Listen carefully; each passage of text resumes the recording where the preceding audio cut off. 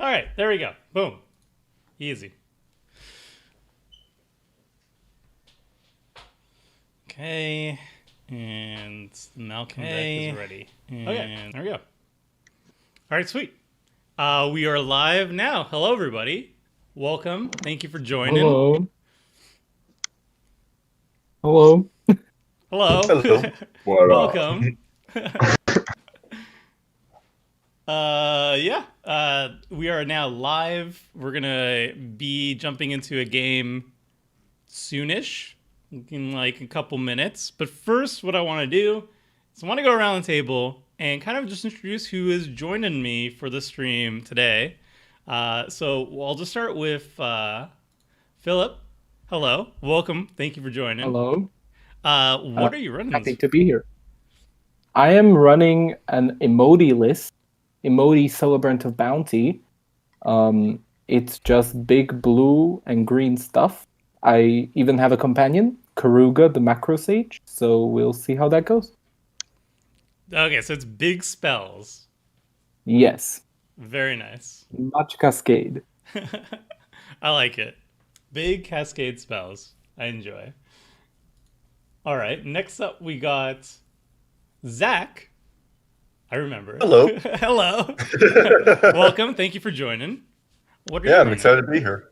I am running I don't know how you pronounce the name, but Belba Observer from Commander Legends. Jose. And I'm running a budget deck as well in honor of being here. It's only $100 in paper.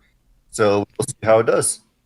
Oh, very sick. I got to see Belby just like a little bit in the 99 of my Eurolock deck that I played. Like I kind of just like threw it together last minute. But she was one of the best cards that I got to draw and play in Eurolock. So it's gonna be cool to see what a deck built around her will look like. It's very interesting synergy in it. So I'm excited to try it out. Sweet. All right. And next we got Tyler, also known as TLUR, who longtime viewers of the stream slash abridged gameplay videos probably recognize the name. And this is the first time we got Tyler actually in voice chat in an actual game. So that's really cool. Welcome and thanks for joining. No problem. How's it going? I'm playing Drana, the Last Blood Chief. It's a reanimator deck, but it's sort of politicky, where it has the drawback of when you attack your opponent that you're attacking has to select from your graveyard. So a little bit politic, a little bit reanimate. Very sweet. I haven't actually seen this Drana actually show up in games yet. So I've like looked at her when she was spoiled, and that was basically it.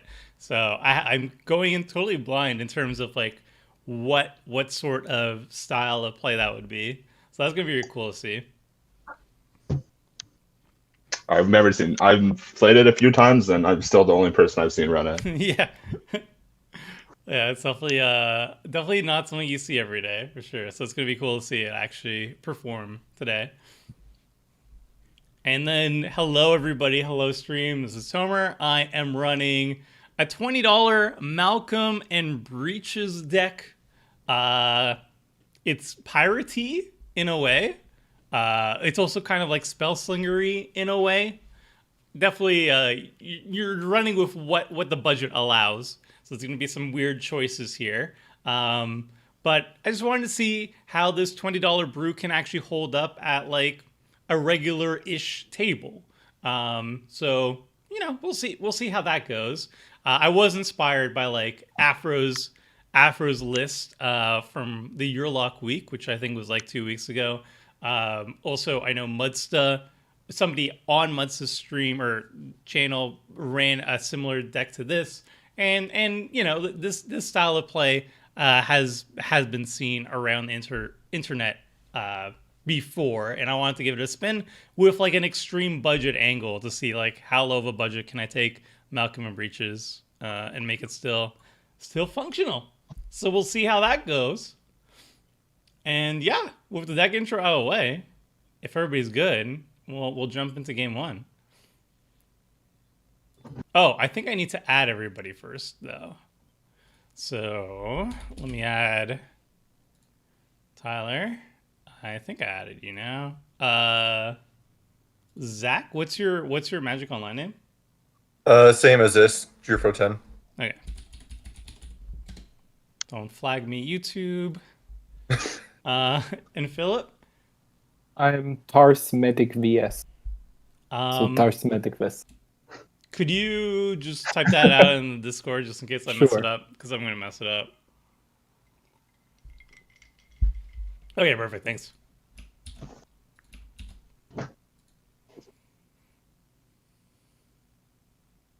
Boom. I think I got everybody then. 1, 2. Yep. Got everybody.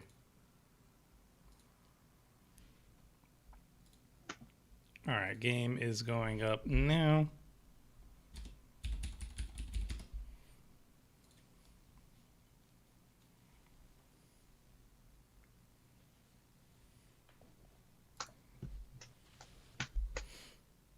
If by the end of the game Malcolm doesn't cost 18 mana, the table has bad threat assessment. Why is everybody picking on Malcolm? The game hasn't even started yet. Come on now. I did win the die roll. That's always a good start.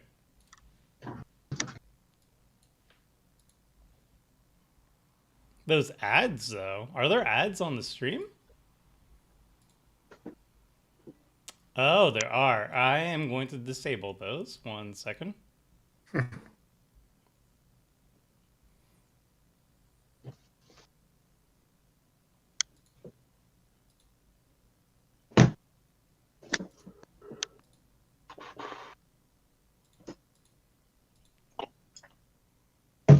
Okay.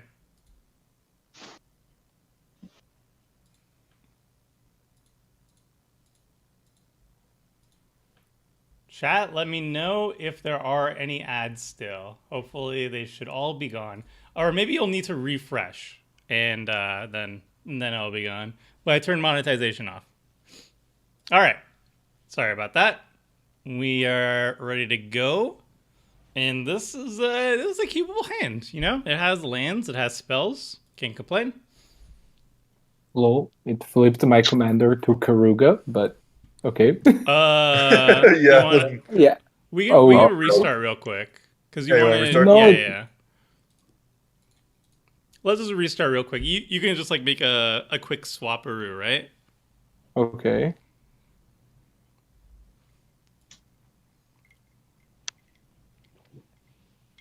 Might need to change it in your little window thing.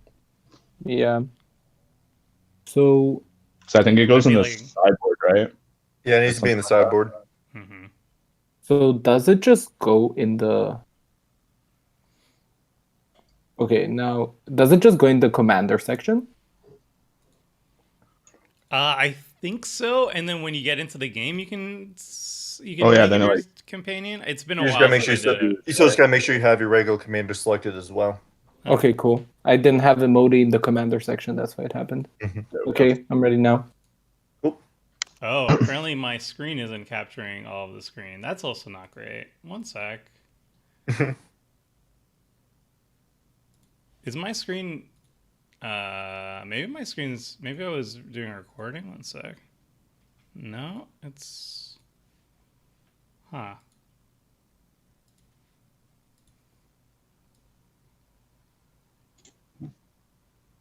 Huh, that is strange.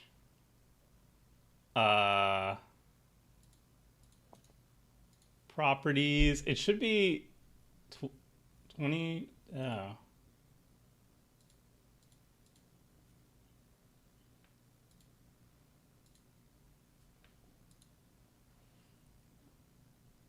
All right, let's just go back in and see if maybe it's okay. I'm hoping it's okay.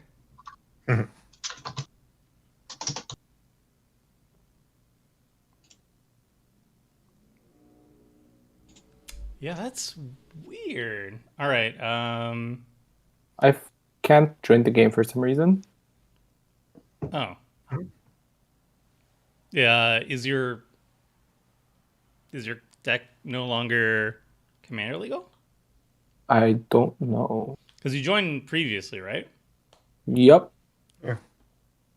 It should be fine. MT Joe says it's fine.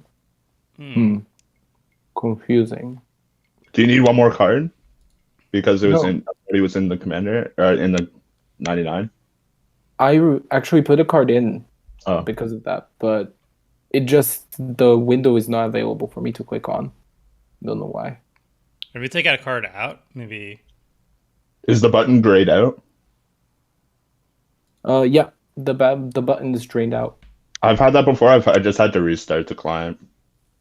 Okay, cool. Okay. While that happens, I'm going to figure out this streaming issue. I don't know what's going on with that. 2560 by 440. That doesn't sound right. Does sound right, actually. Never mind. The display is correct. And yet. Yeah, it's definitely not displaying the entire screen correctly.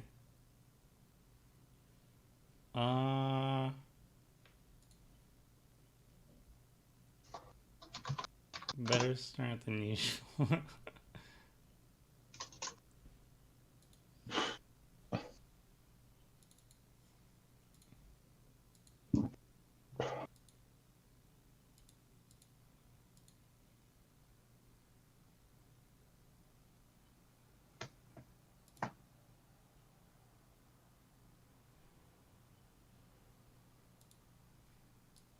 Okay, maybe this works. I just use a different preset. This actually looks good. MTGO is loading, Okay, okay. so we'll see what happens. What's the budget? It's $20. List. That's your paper budget, right, Comer? Yeah. The Magic Online budget would be, I would assume, cheaper. It's 6 tickets online if you want to build that. Ooh. Which is 1 ticket too high to borrow it with the free card hoarder loan account. Yes, I'm shilling that some more. No, I'm not getting paid to shill it. I just really like the service. Cardhoarder.com. Go over there. You can set up a free account. You link it to your Magic Online account. Magic Online is like $5 US right now to get a full account. They even give you like some prize ticket thingies that you can use to immediately like join in to tournaments and drafts and whatnot. So you get kind of like your money back in that sense. And then you got a 5-ticket loan account. You can have a balance of 5 tickets with them, and you can just borrow up to 5 tickets worth of cards at any given time from Card Hoarder. It's fully automated. The bots just hand you the cards after you click on them and put them in the cart and click submit. And then when you want to get your balance back and you want to give the cards back, you just press the return loan order button. It's super convenient, and I really like the service. And go check them out. Again, not paid, nor do they encourage me to say this. I just really like it. I just really like it. That's what I use. Shill over.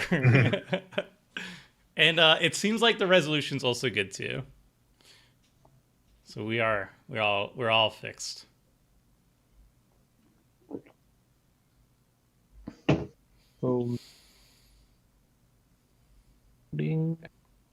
Swap. I'm so sorry for all these problems. I did not expect this to happen. Oh, no worries. That is par for the course when you're, when you're trying to do anything online.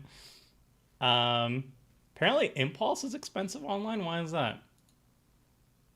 No, it's only 0.01 tickets. I think Sky Shroud Claim is randomly expensive online. I know like a lot of cards that have like popper viability, so like Gush and whatnot, or whatever the popper meta is these days. I'm kind of like a decade out of it. But yeah, they can get randomly very expensive. You can get a promotional impulse for 11 ticks. Maybe Seems good.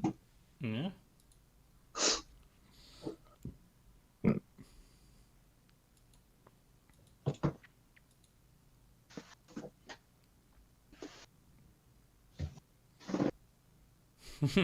When He's when I was building this deck, I randomly found out that a lot of a lot of commander cards tend to be expensive.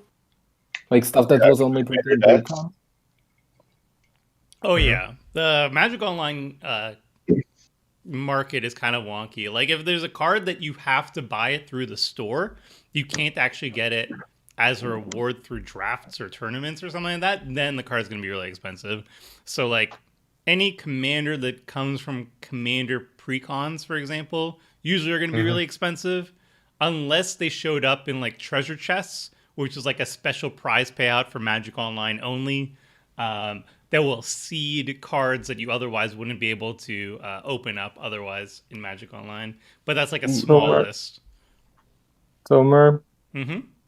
you're gonna hate me, but I selected the wrong commander when I came into the game. All right, round two. We got this.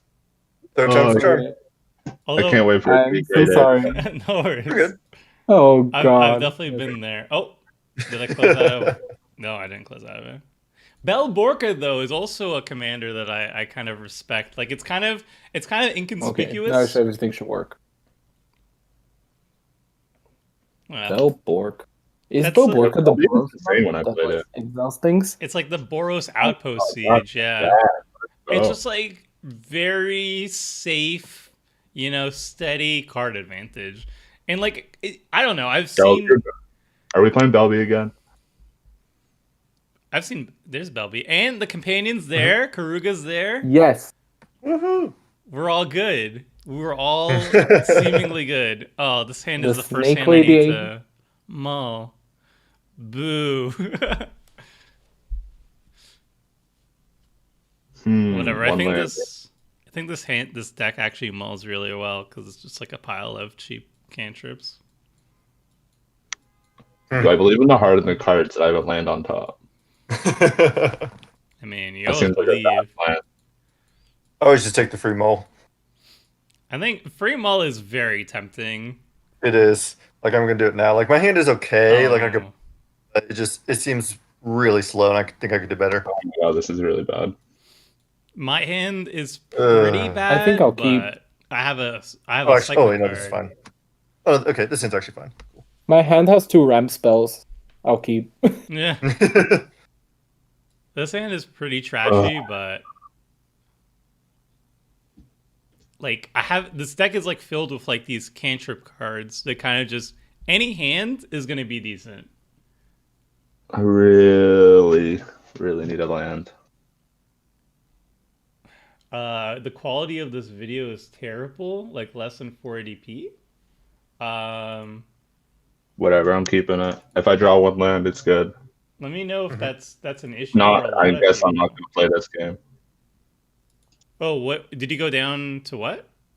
No, I kept bad hand, but we'll see. Oh, I'm going to believe. you want greedy? Yeah. Part of the cards. Oh, Heart of the card. yeah. The video should be going 1080p, but it really depends also on your own internet connection.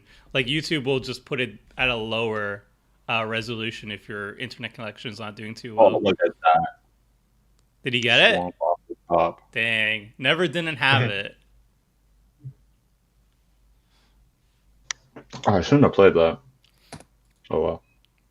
Well, you were just really excited to get the swamp off the top. I was. I very. A sweet swamp. It's a sweet looking swamp. Oh my god, what am I Yeah, doing? it's a nice swamp. I just Yeah. like lost my What is mind. it from? I just completely lost my mind on that entire turn right there. Was I a saw swamp, I tapped it. All bad things happened. Did you have like a soul ring and stuff, and you were like, I have a oh, bauble, yeah. oh boy. I guess this is free value. There's the blister. This is definitely a pirate. I remember one time this card completely destroyed me in an Ikoria draft. So I respect it. Doesn't look like much, but it has spirit. Here. For it. Greetings from Russia. Greetings from back from Canada. Hello. I will not try to pronounce that name. I'm so sorry. Not unpunished. Never punished. Never There it is. punished. They were punished. Perfect. You always had it. Oh, wow. Ooh. Well, I mean, the nice thing is you probably wouldn't have been able to crack the bubble anyway, so. No, exactly. All right, I need to get max value out of this gremlin. So I need to attack first. And Tyler, you are a little bit ahead. Fair enough. I'll give you a smack for one. And then look at this value. I'm going to untap it immediately with... these cards kind of suck. Yeah, let's get rid of this one first. Boom. Now I can block in case you have haste. All right. The average CMC on my creatures is about 45, so Oh yeah, I need to read Drana because it's been a while since I read her. All right, so it's a 5 mana 4/4 flyer. Whenever Drana attacks, defending player chooses a non-legendary creature card in your graveyard. You return that card to the battlefield with +1/+1 counter on it. The creature is a vampire in addition to its other types. Okay, so it's like it's political reanimation. Yeah. Nice. It's also cool because this says non-legendary, so you kind of gotta look around a little bit. You can't just go for like Shieldred.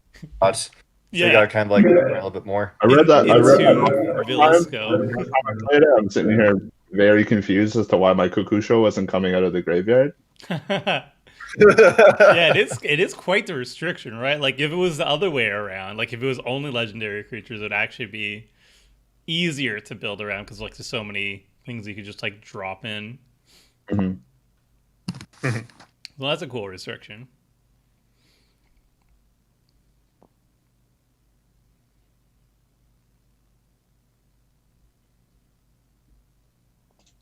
Homer is going to be getting that Belby value with his one.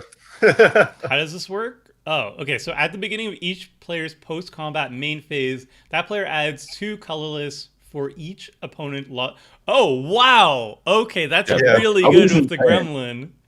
By the way, I'll go ahead and just tell you this now. It also includes yourself. So if you have damage in yourself, you actually get mana too that way as well. Oh, great. So that's like if you have any like you put in a shock land or if you have like a City of Brass, it can actually Yep, and then if you manage to attack both your opponents, you'll get 6 mana that turn. That's actually sick. All right, so I'm going to use its ability, obviously. It doesn't work if you hit me. Yeah, but I hit 2 people though, so I'm gonna get 2. 4 mana. I'm gonna get 4 mana. That's insane. Yep. Wow. Okay, that's really good. Group hug. Oh, it's each opponent. Oh, sweet. I didn't even see that. Oh man, that's like a combo with your That's gremlin. actually insane. I'm a fan of this. Wow. You need Belby as like, you play Belby, you like attack someone with like a 1 mana. I'm so jealous. Everybody, and then you drop. You tap 1 mana and play Chromatic Glory for 1 mana, and you win the game. I think I have to cast Breaches? Maybe I cast Breaches. Maybe I don't get too greedy. Alright, we just cast Breaches. And then Impulse. Huzzah.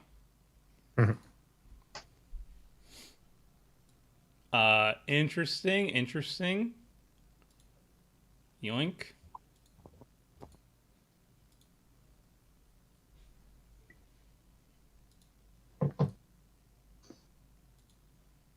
All right, very helpful. Thank you. You're welcome. I did not hit a land, but I should still be okay.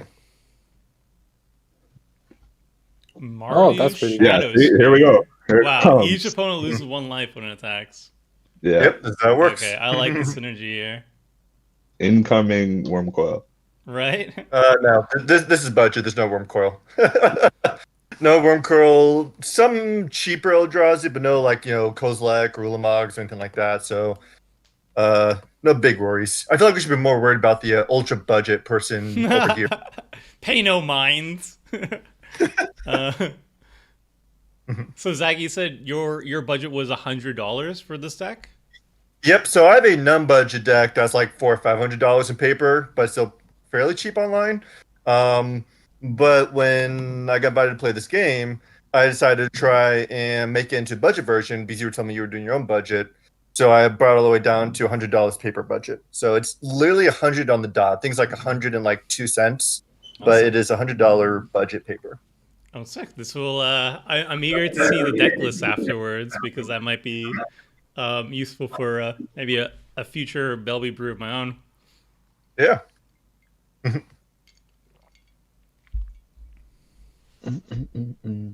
Yeah, that's a pretty good value play already. Yeah.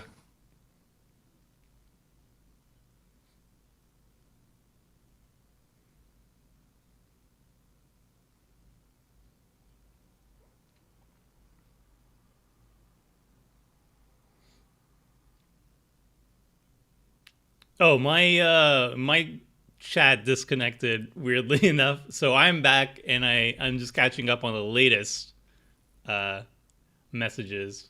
So hey, the bagger. Oh, and another fan of the Innistrad D&D campaign. Very sweet. I'm glad. I still get that is the thing I get the most messages about over any other content that I've ever written in my life is the D&D campaign. I get at least one message every other week about it, which is awesome to hear because I haven't updated that in like 4 years, which is cool. Play Lens, top it. Play Key to the City. Definitely a fan of the Mirage Swamps too. Oh, they're the best. Yeah. So I good. actually just bought a bunch yesterday. Are they your favorite swamps out of all of them? If I was playing a one-color deck, I'd probably go. Depends. Probably the Lorwyn Swamp is probably my favorite, but Oh, the one with the flowers, right? Like the yeah, vibrant like the flowers. multicolor one. Yeah, that one's sweet. I also like the Ice Age. One of the Ice Age ones. I forget which one it is. Snow-covered swamps? Not the snow covered, just the basic swamp. Put that on the bottom. All right, I have a question for the table then, kind of on tangent, slightly off tangent, but Put that on top. what is your favorite cycle of basic lands? If you have any favorite cycle of basic lands. Eurolands, probably. Guro lands, that is classic.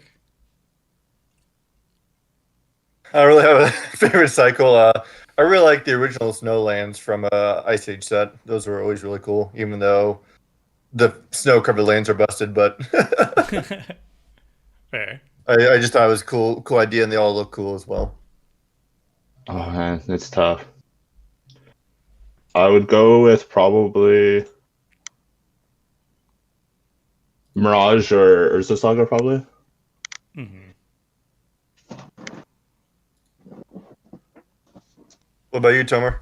I think Urza Saga would be my top one. I think the planes from there, the Sarah Realm planes, are really good. John Avon did the mountain, which is freaking amazing. I forget which person did the island, but there's like a sunset island in that one as well. And yeah, just all of them are just really, they're really much my aesthetic. I am going to get max value out of this Belbay. Wait, is it each of your opponents? Oh, I still can't. Right. Right. Well, sorry, Zach. I can't read. I figured it's because of the highest life total, but okay. Yes, that was. Yup. That was definitely my thought process there. Ooh, you can even cast it from the Belby mana. I have Exacxes for the Belby mana. That is very exciting. Do I want to cast it though? You saw my Solum. Man. Another one, it's sort of a cheat answer, but the Asia Pacific lands are really nice. Oh, yes, absolutely, yes. The swamp Yes, that Apex That swamp swamp with is- like the graveyard and the spirits and everything. Yeah. That's my top favorite swamp of all time. Unfortunately, it's And then you like have- $30 Canadian per. Oh, I know, it's crazy. Yeah, they're crazy. That Sunflower Plains too is so nice. I feel like I have to cast a swamp. I was actually debating whether I want to cast something else, but like the value, it's just too good. We'll just cast Malcolm now. Yeah. Damn. Dr. Anime is popping off. Right? Yeah. I need lands.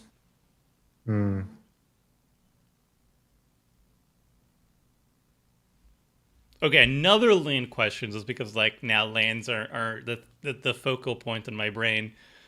Do you choose specific basic lands for your commander decks, or do you not really care about that in terms of when you're building your own paper decks? 100% I do. No? Sorry, what was the question? I was not paying attention. Like when you build a commander deck, do you deliberately choose specific basic lands to add to your paper deck, or do you just put whatever, basic lands are available? I just put whatever. Yeah. For me, it's more like I build really on the fly, so I just pick up basics from wherever. Mhm. For my modern decks, though, I do pick basics because I already invested so much into the other cards, so I'm like, I might as well invest something into the basics. Right. Yep. So it I think I depends care on- more about the basics than the actual cards. you gotta look nice, or else what's the point? That's my opinion too. Basics consistency is really important. Like if somebody has one full RT basic and then the rest of their basics are normal, it like disturbs me. Oh, that's the worst. Mm. They also have to all be the same. I don't like mixed basics. See, I've always struggled with that because there's like a lot of basics that I really like. So I'm leaning sometimes to just like throwing one of each just so I could showcase all of them. But right now I do try to go uniform. Like, Oh, sweet. Most of the people in my playgroup woo!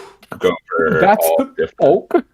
How did you That's get a 3 off the top? Yeah. Yeah. reasons. That is the luckiest Oblivion Sower I've ever seen.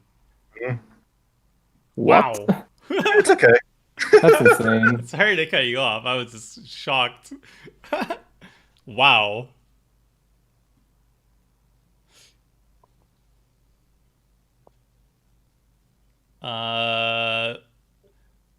Been hoping to ask, why did you dismantle your Xenagos deck? I don't know. I was playing it a bunch, and I had it for like 4 years. So eventually I decided, what, I wanted to try something different.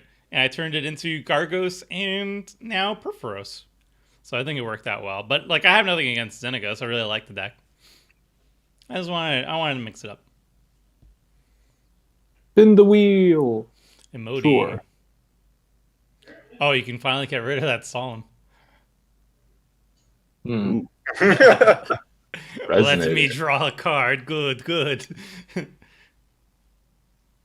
Mm. Gotta be Resonator. Yeah, it's probably gotta be a Resonator. Yeah. I would have voted for the Solemn, but whatever. Yeah. Since all of my blockers are X1s, you can just draw a card of my deck, it's fine. I feel like Tyler's won't been block. holding back board wet. It's been very quiet. That would have been nice. No creatures. It's a good. It would be a good spot to wipe the board for sure.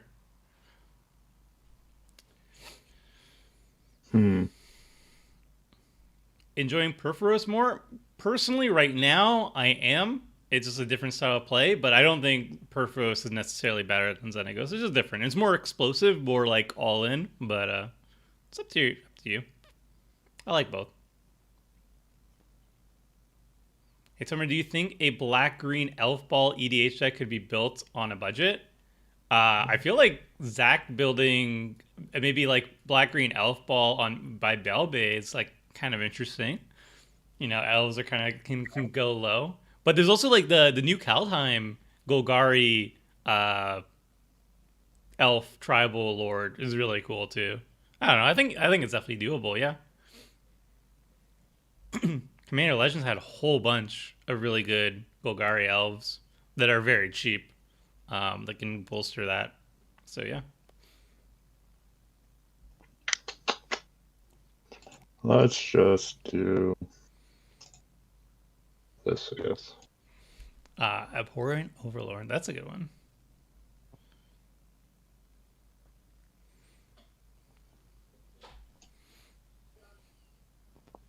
Okay.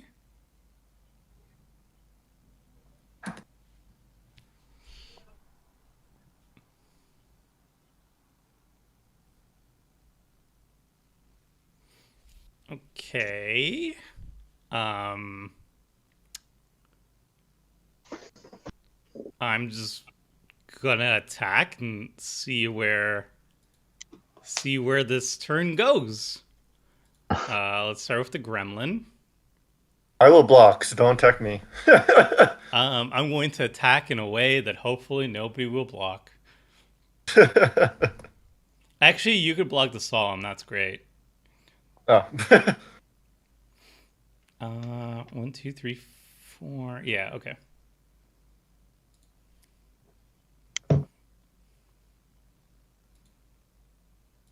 So attack like that. Attack like that. And attack like that. You will just block the Solemn. Or you'll just block the Sakura Tribe Elder. Alright, this is a little bit more of a fine attack.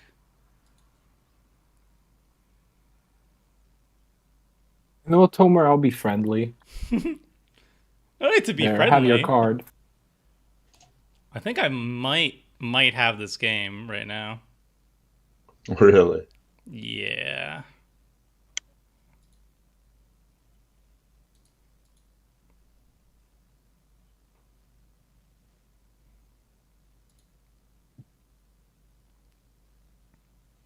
Final parting. Okay. Ooh.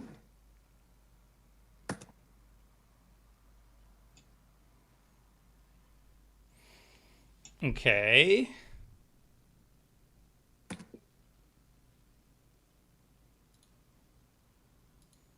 Havoc Jester?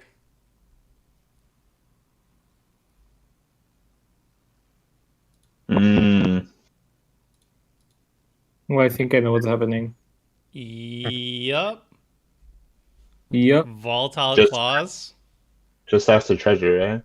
Yep. Yep. Basically, whenever I deal damage to a target player, I'm going to make a treasure token off the Jester and rinse repeat. That's cool. That's pretty cool. Yeah. Yeah, it kind of worked. I feel like it could only Damage. work one Oh, time man. per group, and then it won't Mhm. work anymore. But it worked. Well- So it's Well, I going had a into board the wipe next highlight turn, reel. so I was just hoping you weren't going to win. Hopefully I Man. don't mess it. Getting into any damage is pretty cool. I thought it was only combat damage. Yeah, I'll just showcase really quickly, like one time. So I can sacrifice this artifact. Now that Havoc Jester is all types, including Pirate, when I sacrifice a treasure token and I'll deal 1 damage to Zach, as an example for chat, I'm going to deal 1 damage to any target. This is going to trigger Malcolm, which says whenever one or more pirates you control deal any type of damage, not just combat damage, you create a treasure token. It also triggers Breeches, but Breeches is kind of just like, he tries. It's mostly about Malcolm. And then it makes an infinite loop. And that's it. Well, That's pretty spicy. It is pretty spicy. Mhm. But now you know my grand trick. Mhm. that it's all it is that.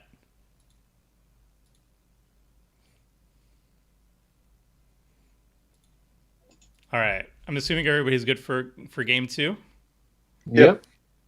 Mhm. Okay. That was a This was pretty fast.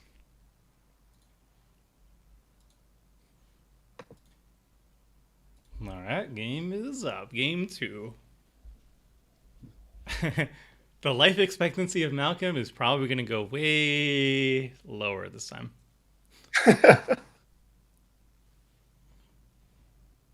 Yeah, I'm not quite sure why they designed Malcolm and Breeches this way.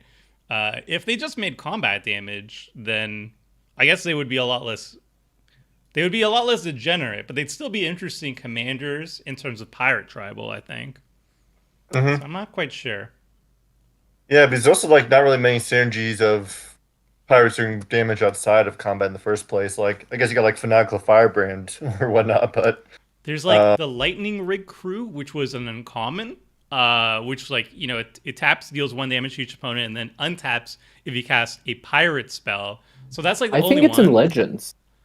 Yeah, it's also in Legends. So I have like an inkling. Like I'd want to ask like probably Gavin probably knows why it was done the way it is. I feel like maybe their reasoning was because Lightning Rig crew, but that's also uncommon. So even having those two synergies on board seems a little bit loose. I'm not sure. But anyway, This is certainly a hand. This is definitely a hand. I think maybe they just wanted to empower the pirate tribe because they were really underpowered before. yeah. So there's not just very many good pirates. So they just printed a bunch of pushed pirates. Yeah, Yeah, it that's kind of true. leaves a door open for it too. Now they can print pirates that can deal non-combat damage, and they'll be better by proxy. Yep. and it makes it so that not every pirate deck has the Admiral Birkenbass as the commander. It makes these guys a little more favorable as well. So Hmm. I don't mind Marchesa, but I mean, you're just better off playing Marchesa with good Marchesa cards. Night Market Lookout. I love this card so much.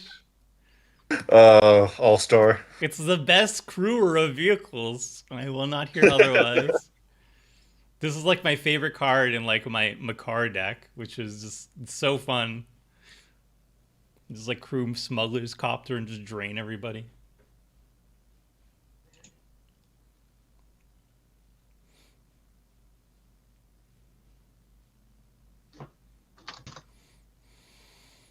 Is Malcolm going to go into your tribal deck? Yes, I posted an article updating all my decks for Commander Legends, and I threw in Malcolm as a very, very fair version of Ramp in the deck. It doesn't combo off in that deck. Let's start with a Goblin Electromancer.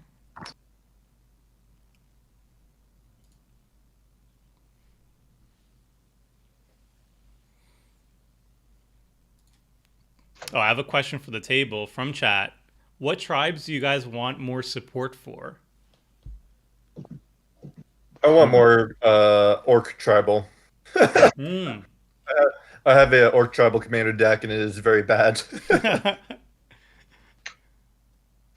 I've always had a soft spot for Kavu.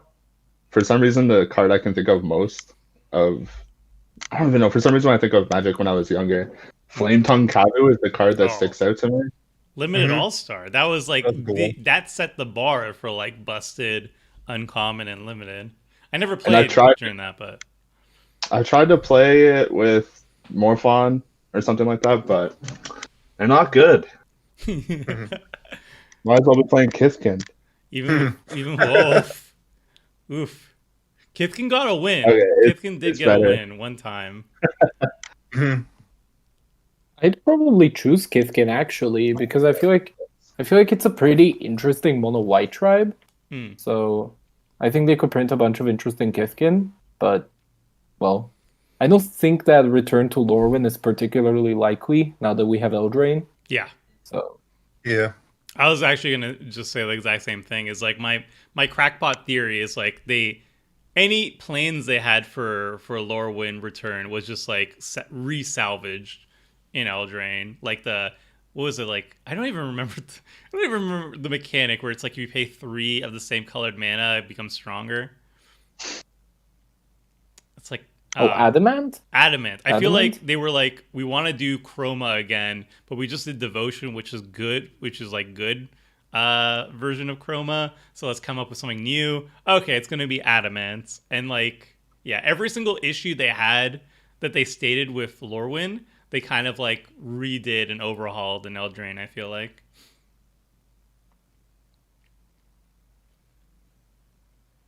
I do miss Kithkin though. I wouldn't mind seeing maybe like in a commander precon they just go hard on Kithkin just out of the blue. Tribal precon. Tribal precon. I feel like every single one of my decks will get a precon eventually. Like I was very high on like Morph Tribal, and then it was like boom Kadena, and I was like, okay, Bant Auras. That is something they won't do. Boom Bant Auras. They're taking notes. Something. It's not really tribal, but I really want them to bring back the clue mechanic from Shadows over Innistrad. Because it was such a unique and fun mechanic that seemed pretty fair, and like it was fun to play with different ways and just have different synergies with the artifacts, and just it was just fun to play with. So I hope they bring that back with the next Innistrad set. My Mazarek food deck would like more food cards. So. Yeah. Maybe they should do a weird tokens theme for the next commander thing. Like clue tokens, food tokens. Though they probably have to print Oko in one of the precons. They just want to ignore the existence of Oko. Yeah, Oko's coming back. Going back to Eldraine might give all Magic players a seizure, so...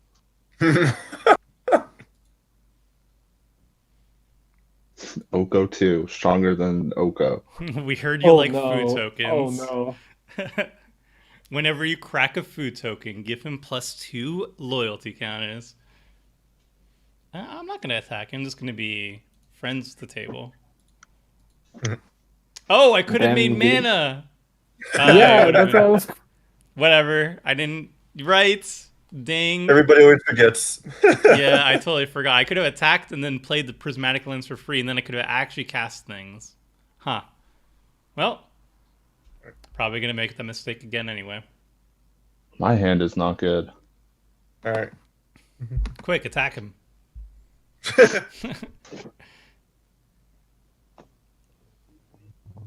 What platform are we playing on? We're playing on Magic Online. I've done a guide on how to get into Magic Online if you are interested. Link. Neotic, please. Help. Do my work. I don't know. It's go to MTG Goldfish or Google search MTG Goldfish and Magic Online guide, and you'll find it. I'm very helpful. And people say the interface is bad, and it is, but yeah, I find it pretty. It's almost. I find it helps people. Like I like to play with. When I introduce my friends to like my play group, I find it helps with learning how like steps work. Oh, absolutely. Before I played Magic Online, I did not have a really good grasp on like phases and stuff. Or even how like the stack works. Like having a visual having a visualization of the stack is really useful. That's fair. This Goblin Electromancer just got sucker punched by a Meteor Golem. That seems like overkill. Like a meteor just crashed on this poor goblin. Look at this board. I'm about to play a Swamp and Pass. Jeez. That was a good Going turn. off. It's the power of a Belby. Yeah.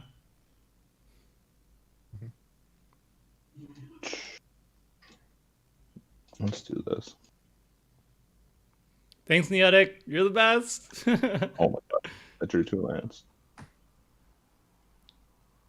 So, Tomer, did you order a new opposition agent after what happened on stream last time?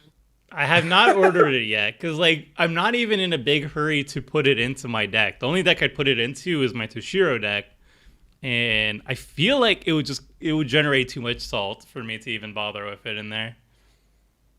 I was really happy about including it in my mono black decks, but then I realized that it's just a nightmare to play on stream. Like I just can't ask that of people. Yeah, I wouldn't like even play it on stream. So I'm like what's the hurry, right? It seems it's really powerful. Like I would like to play it eventually, but like until quarantine's over, it's whatever. Oh, that is Zach. That was your turn 3. What? I just realized, like, what? What is this board Because state? Conduit also made. Yeah. This I mean, when I is 6 mana a turn, it ramps me up a little bit. not bad. I can see why you took out the Goblin Electromancer now that I figured out that I could actually use it for mana again. Yeah. I'm gonna, it's gonna.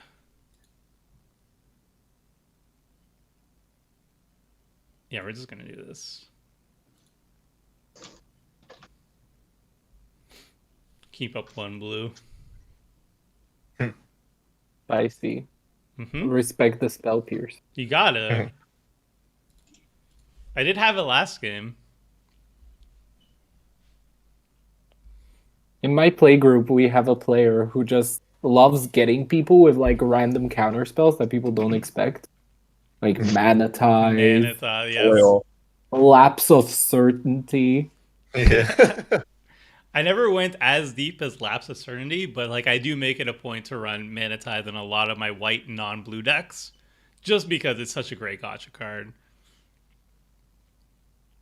All right, let's just start attacking everybody. That's fair. I mean that is six mana. I like that you're only attacking me with this 1/1 who loses me 1 life. I appreciate it. I don't know. You just I don't want to trade anything else off with you, really. But I don't really know Yeah. how the deck is yet. So Oh, I'm getting hit for 8? yeah, Ouch. you are. Ouch. All right, I'll take it. So I feel like your deck is the one that actually synergizes the most with Belby, because you're just always gonna have a lot of cheap creatures to get menace and flying, so you're gonna get the mana the most. Oh gosh. So you could, and then you have a lot of cheap cantrips and whatnot as well. So compared to playing the 6-drop tribal deck or the reanimator deck, I haven't played any creatures that can attack yet. That's true. Mhm. So look at screen. They're all so effective with Belby. I love it. Although the one problem with this deck is I do run out of action pretty quickly. Like I got nothing now. Oh I yeah, love because Cryptolite. you just like Cryptolite dumped is your so hand good super with Belby. fast. hmm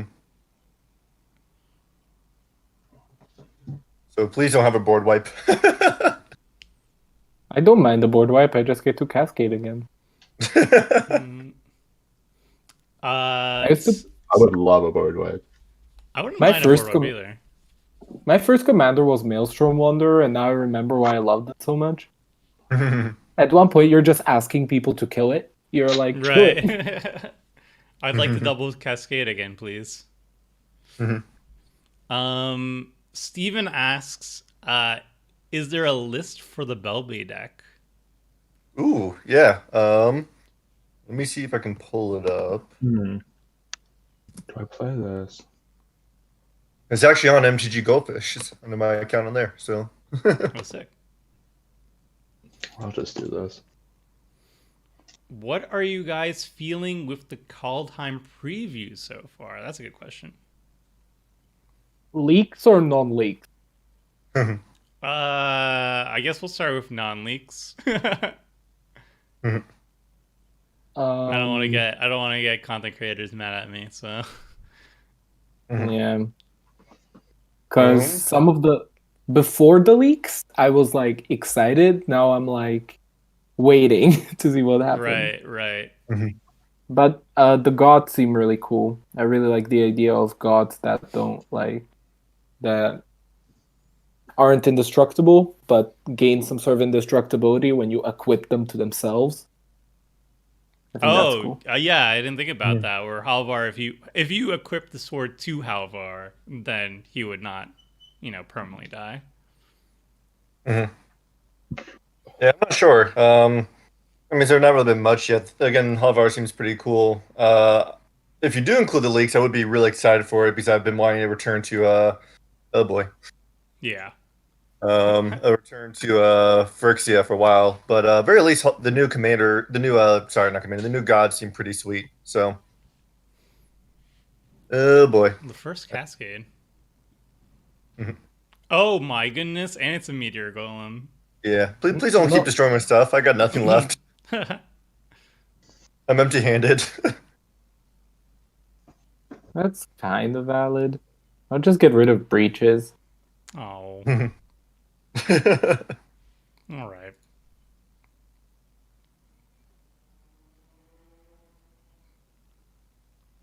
Yeah, I think Magda is kind of bonkers. It's Uh, insane.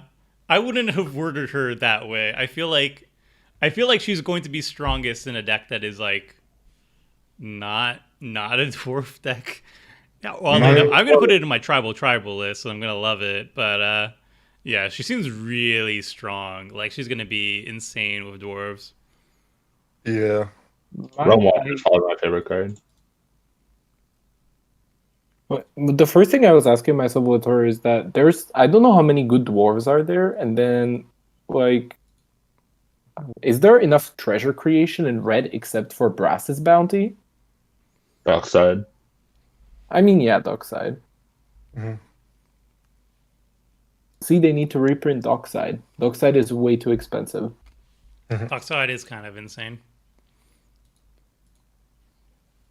Yeah, I don't know where they're gonna reprint it, but hopefully they do, and in high supply.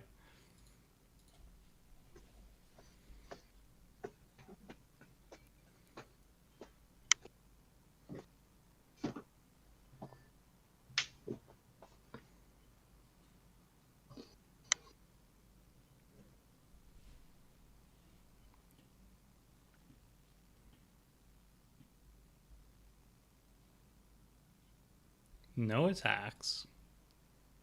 Yeah, I don't really have much going on. I feel like I should just stay on defense for a little while. Just even though it's still casually generating 6 mana, but nothing to spend it on. But like I have right now, let's see, how much mana I got. I could have 13 mana. I could cast an Emrakul Promise End, no issues. Hmm. I have nothing to do, so I guess I'll just pass.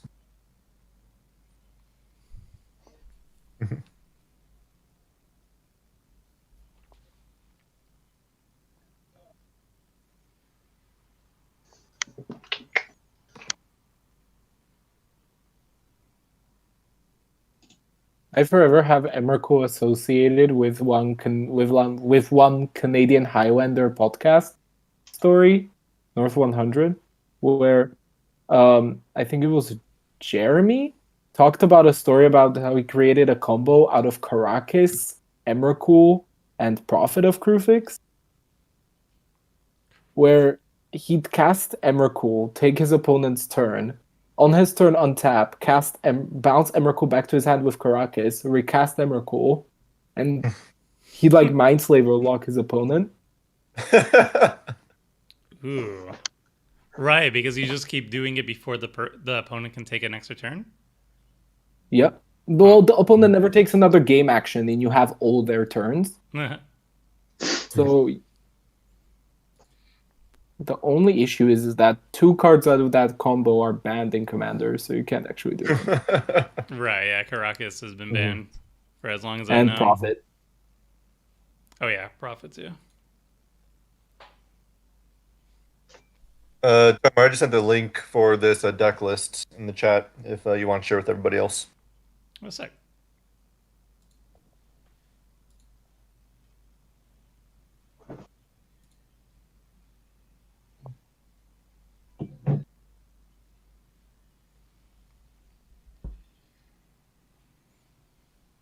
Haha, free Mind Stone. That's pretty Easy. good.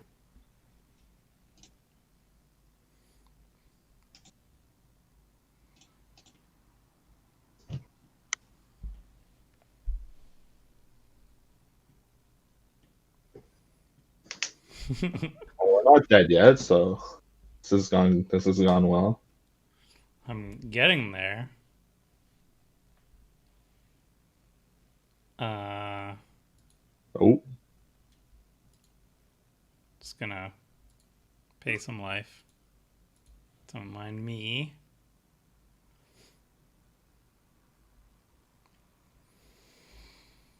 Uh, ooh.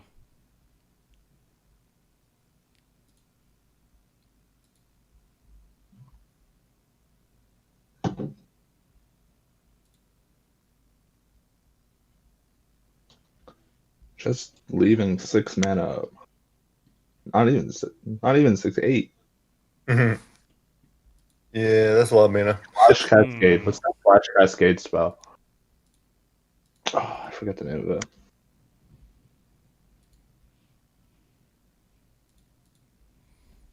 But I think it's a counter. There is a bunch of them. There is a counter. There is a destroy artifact enchantments. There is the Mhm. clone one. Let's not do anything too hasty to enchantments now. let's play this. Firebrand Arch. It's my blocker. Another card that goes off with a Belby. Yeah, that's true. Mhm. You got mana. Yep, you got some extra mana. Oh, I don't have enough. I didn't parse this one well. Oh, I didn't think that one through. I forgot about Belvy again. Because I forgot. Yeah, you told me in game 1 Yep. that if I deal I damage tried to to warn you ahead myself, of time. deep analysis, man. Actually, it probably wouldn't. I wouldn't have had enough mana anyway. But still, 1, 2, 3. That's awkward. All right. Oh, I could have equipped it. Whatever. Okay. All right. All right. This is fine. I didn't want to equip the rune select it with the free mana.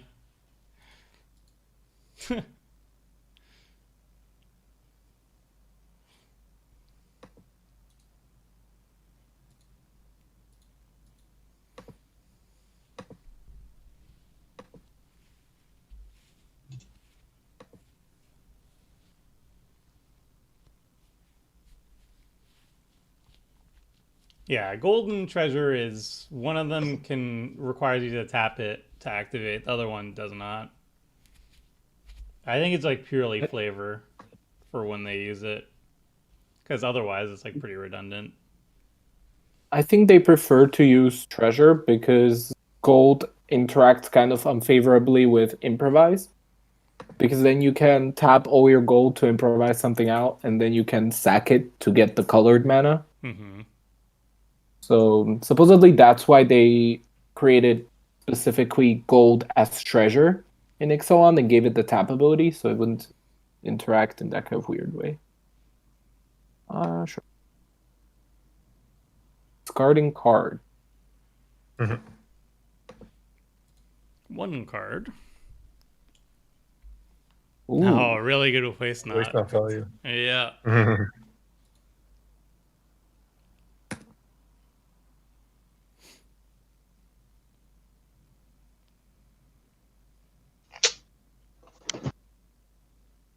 Play this.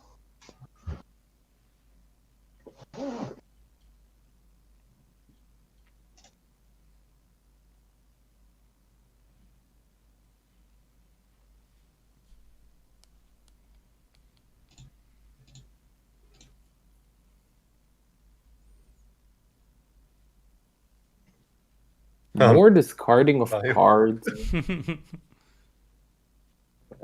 Oh. Plasma capture. All that mana. Poor Yeah, man's mana this is gonna be a drain. big mana. Mhm. Big mana turn next turn.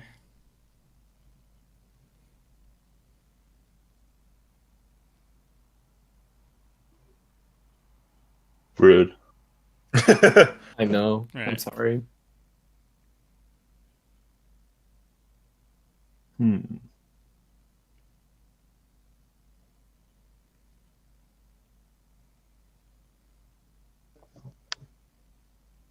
Nice.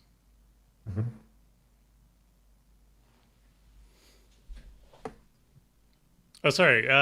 Zach, where was the Bilby thing posted? Oh, I just put it in the chat in M2GO. Is someone else trying to put it, or Oh, you know, I can grab it. I'm not sure if you can actually copy it from there or not, though. Now that I think about it. Actually, I cannot. Here, one moment. Let me see. If you can post it on Discord, I'll throw it into the stream chat. More people have been asking. Cool. Quite popular. Just I just sent it to you. All right, sweet.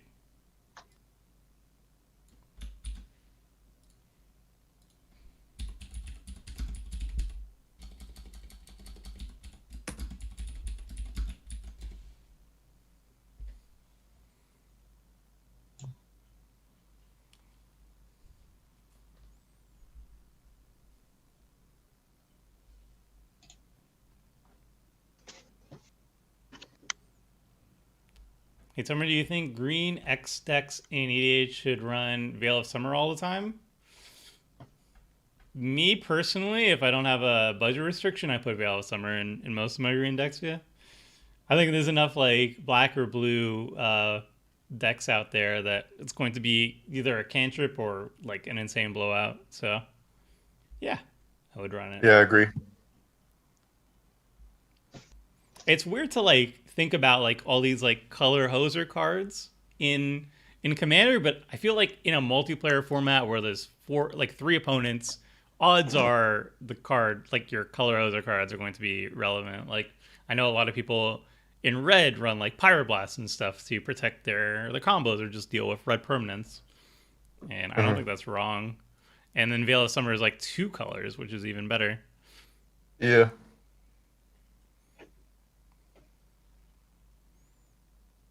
What's that enchantment you played, Tomer, that like draws a card whenever somebody casts a green spell again? Insight.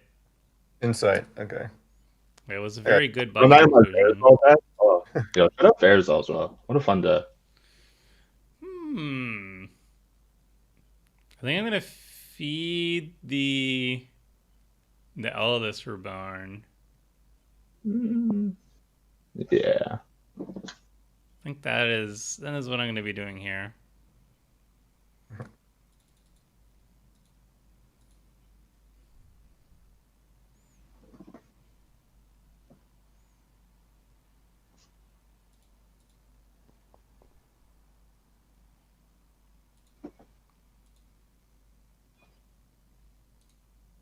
Ooh. Museum Mortars. uh, Sure. Sure. right. Guess I wasn't gonna do much anyways.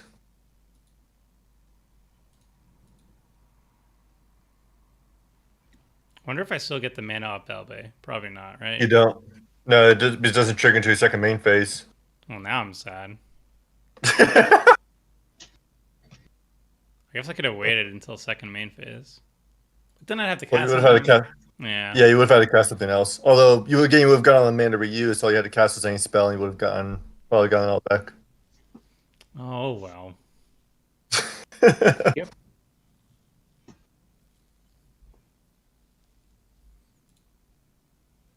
Nah. Cannot cast anything. Gonna smack Zach because you're at 45. Well, not my 12. Yeah. This is that train.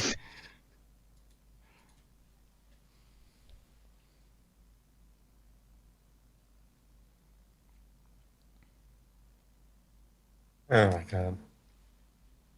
Okay. Wait, my list got what? Nightbot blocked my posting of lists. Oh, because it's the wrong account, right? Personal account. All right.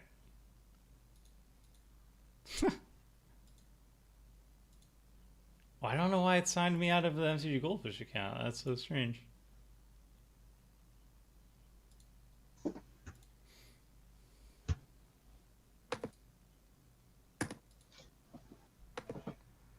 All right, let's give this another shot.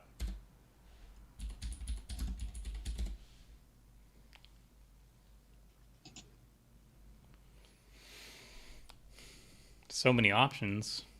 You got some juicy targets. Yeah. I think I'm just going to grab this. That's pretty good. All right, Yep. it gets planeswalkers too. Yeah. Not bad. You can keep feeding his waste knot. Yeah, that's a good combination there. Mm-hmm.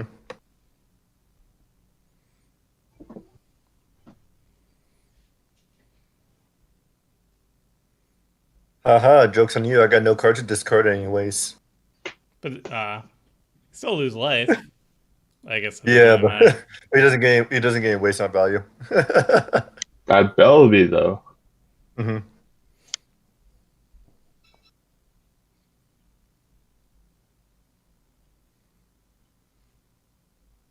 Nobody discarded a land, so he doesn't get the mana.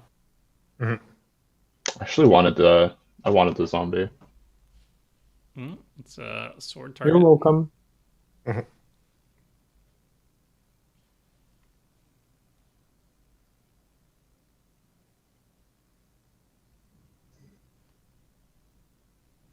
Mm,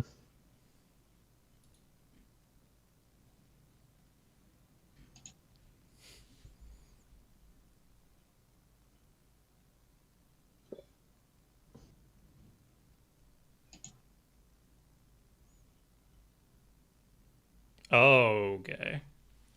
This is getting scary.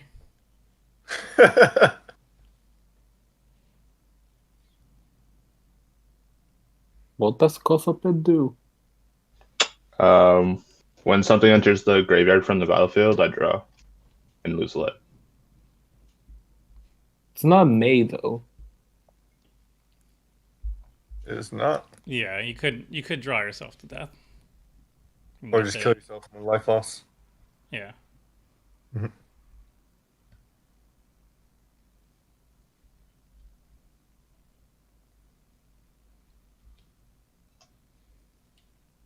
I'd like to see the $20. My list is in the video description.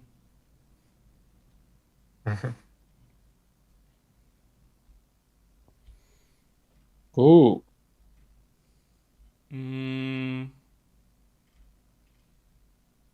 What do you think about the enchantment Reconnaissance for white aggro decks in EDH? It depends on the deck, right? Like if there's a commander that really wants to attack but is kind of small, the Reconnaissance is a nice way to protect it. So like Alicia's good. Narset, I guess, if you're playing like a lower power Narset, you can protect the 3/2 first strike that way. But it depends on what your commander is trying to do. Oh, this is very scary. Liliana Death's Majesty.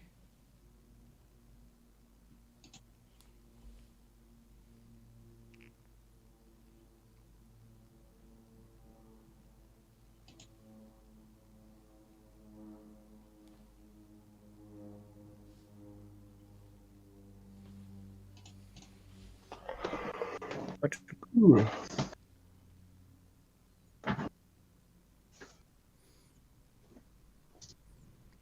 Yeah, I think so too, Brian. Ooh. Something help us out, I hope. Colossal Dreadmaw. That you don't see every day. Limited All-Star right there. It is. It's true. And a couple of systems in.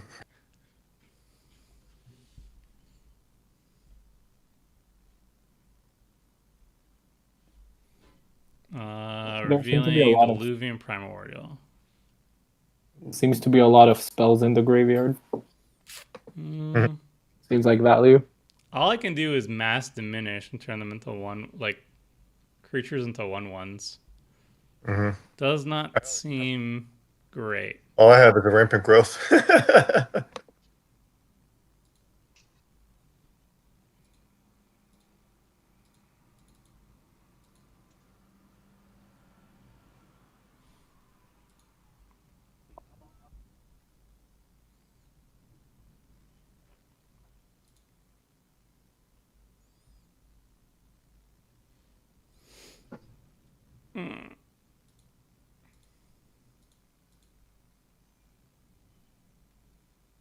Uh, that's it for me. Yep.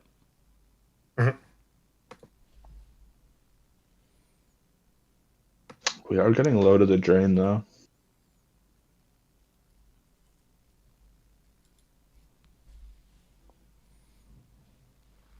Yeah.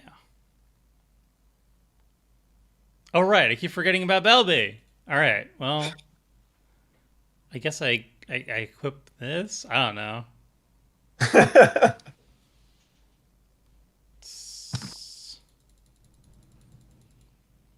I mean, I could cast Mass Diminish, but I just don't think it does anything. I guess it like prevents me from dying to Kofafed for a turn.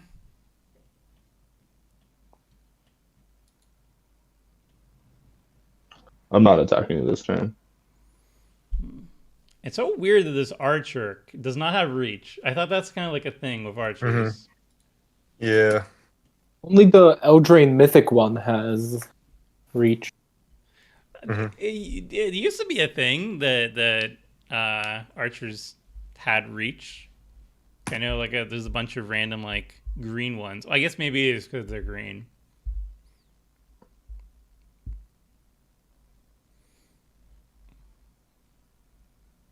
Tomer, would you play that enchantment? Would you play in Reconnaissance in your personal Boros EDH deck?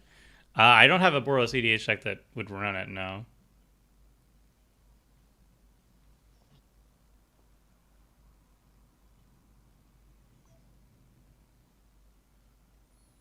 Do you consider Illuminate playable, or is it just a worse disenchant in your opinion?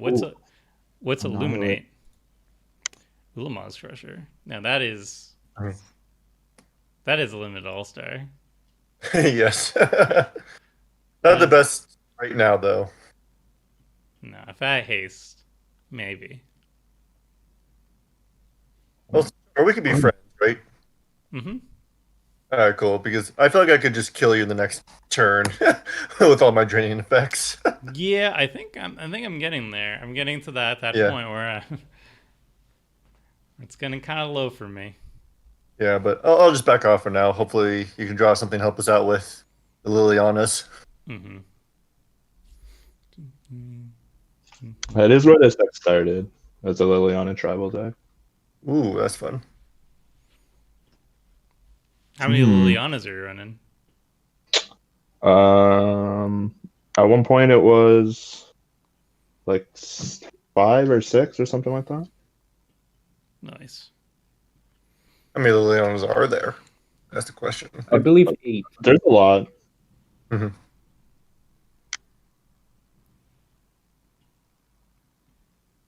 Let me check how many there are. I'm looking it up too. I would say like 8 maybe. Which is pretty popular. I think it's 8. I know there was like also a Magic Origins flip walker for it too, so you could put her in the There's a cornerstone. flip one. There's a bunch of dual decks. No, there's a bunch of the Planeswalker decks. Yeah, 4, Let's do 8, this. 12. No. Yeah, 12. 12. Yep. Ooh, Patron of the Man. Yeah.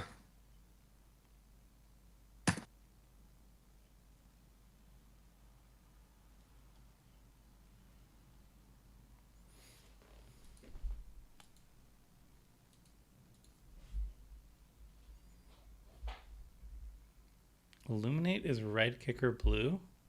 Still don't know what it is. It's white, counter target enchantment. I would not run it. That does not sound like something I would run. I think if you're in white, you might as well just run like enchant removal instead of enchantment counter magic.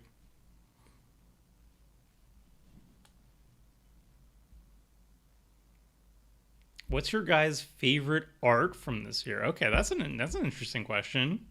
What is everybody's favorite art at the table from this year? It's very specific. I don't know if you guys follow the artwork, but You mean like which card? yeah, card art. Mm-hmm. I'd have to look it up. Allure Yeah. of the Unknown, probably. Like, the card's pretty mediocre, but the art's insane. It's like a 5-mana spell. It's like reveal the top 5 cards of your library. Your opponent can cast one of them and you get the rest Right. into your hand. Yeah, it's a Seb McKinnon card too. Yep. Yeah, I remember that one. That was Ooh. pretty cool. Seb reminded me of the Mythos cycle. Those are Yeah, those were really sweet.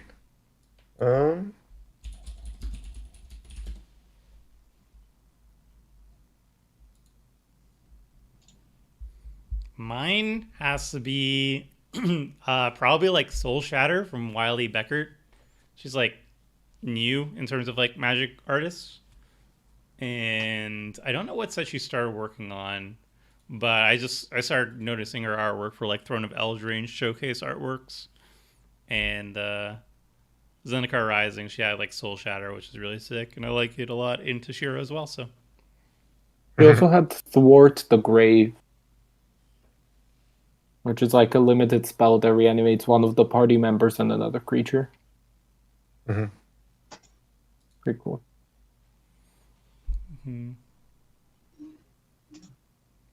oh, this is a big smack. Yes, Thwart the Grave too. Yes. There's also like another person who hasn't been doing a lot of artwork yet, but he did showcase artwork for Zendikar Rising, and it's like super high contrast colors, very vibrant.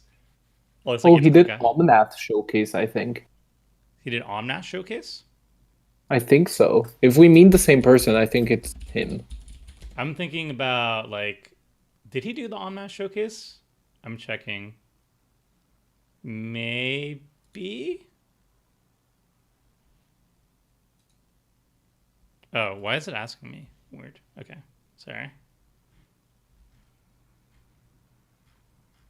Does the Kaldheim art count? Because the showcase art in Kaldheim look amazing. Yeah. Yeah, it sure. does. I'm trying to find the guy who did. Dominic Mayer, that's the person. He did like a bunch of the showcase artwork for Zendikar Rising. The showcase for Lowe's Cobra is really sweet. I really love that card. Yeah.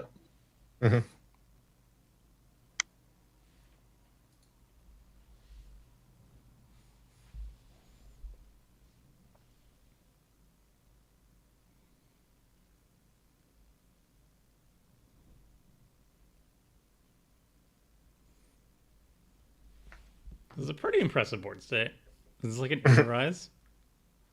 Please be. Sakashima's This is Prodigy. what I was thinking. Cascade More. It's grabbing.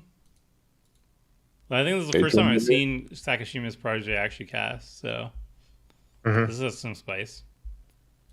Zombie, right? You're gonna copy a zombie? Yeah. And zombie is high AV. Sure. Or a court of bounty. Yeah, just double up on the bounty. I get the upkeep Ooh. trigger. That's nice. Oh, Yeah, that's you get really double cool. upkeep trigger That's- if you do that. Mhm. You could copy it. Yeah, but I have to block the zombie because I didn't block it. So I have to actually copy Oh. creature. Oh, is it Creature. attacking you? Oh man, Probably Yeah, Kothoped or Patron. Wait, bad for me. No, I'm it's probably only copying whatever Patron. came in this turn. Oh, Yeah. okay. So it could Patron be- or Yeah, Yeah. Patron. Patron would be good. It's pretty much. you're gonna blow up probably, right? No. Could blow up the fire Blow brand 'em. archer, I don't mind. I'm probably just picking the zombie that's attacking me. So I keep the monarch.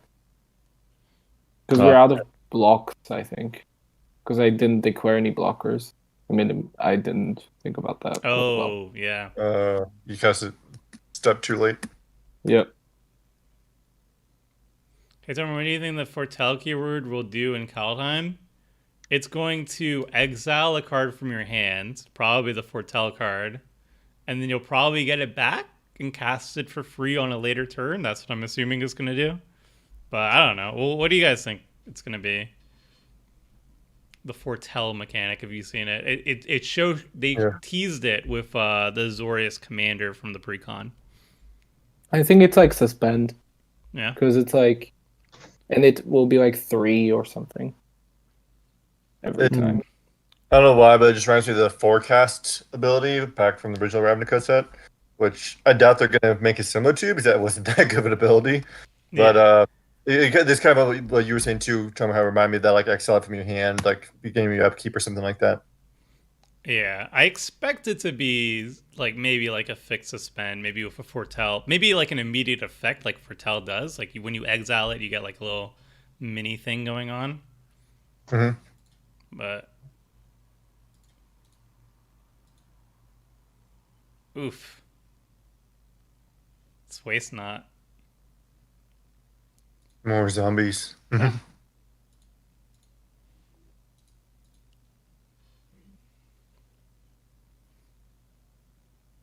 Not bad, not bad.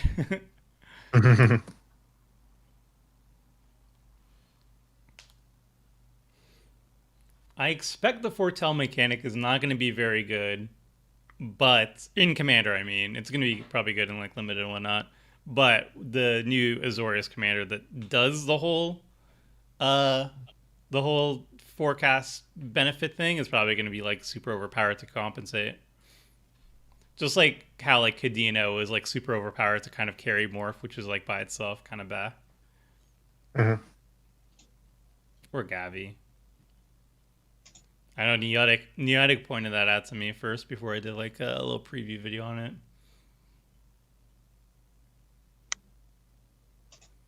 What was the Ascension Azorius mechanic called? It was called Foretell. No, not Foretell. Forecast. Forecast. That's Forecast. the one. Yeah. Yeah, we had like a reveal it and pay mana causing upkeep, and got some smaller ability. Let me think. What do I want? I'm just gonna go grab a Actually, drink. I'll be back in a sec. This Yeah, seems sure. hilarious. I want- Just a casual artisanal cause like over here. All right. Mhm. Yeah. So, Commander. How many times did I cast my command? Oh, I can't even cast it. Oh, I can. Cool. Is there a way to check how many times you've cast your commander without being on your turn? I don't know. I think only the cards, the storm cards that copy for every time you've cast your commander actually check. But Yeah. I feel like I've only cast Yeah. it one time. Yep. I want that to be true.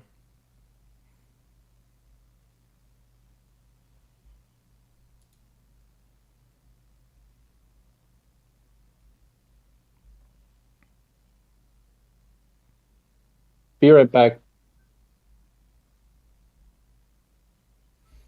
Yep. Mhm. What's everyone's most used color among decks? I wouldn't personally I wouldn't not be able to know unless I busted out my list. I would say maybe probably red. I think red. I don't know which code specifically I love the most, but the code combination I play the most is definitely Simic. I think I have like a dozen different Simic or Simic related decks, like Soul Tire Team or whatnot. Mm-hmm. Green makes sense as a most popular card just because the ramp is so good. But Oh yeah. I mean I like black a lot too though, but I just like black for the tutors scene and just the black. I just love unique cards and effects I really like, so I like black a lot. I'll Teamers run to grab a drink. Be right back. love Yep. Teamer. Malcolm is 5. Okay.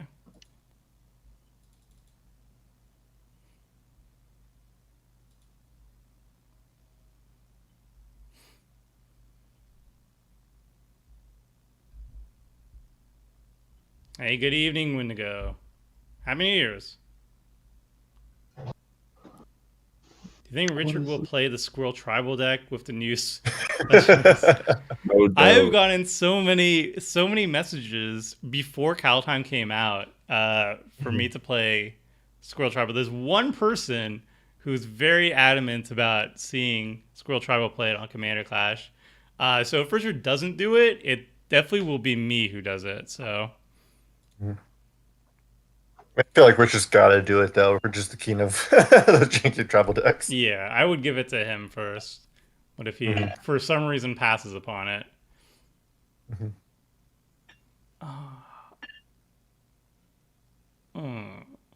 Ooh, this definitely looks really good. This is awkward.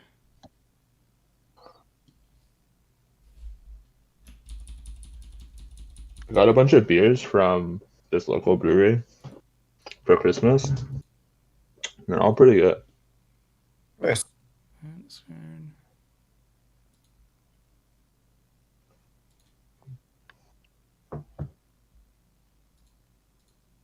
You get to draw a card.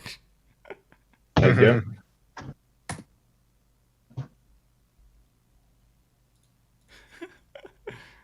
Uh,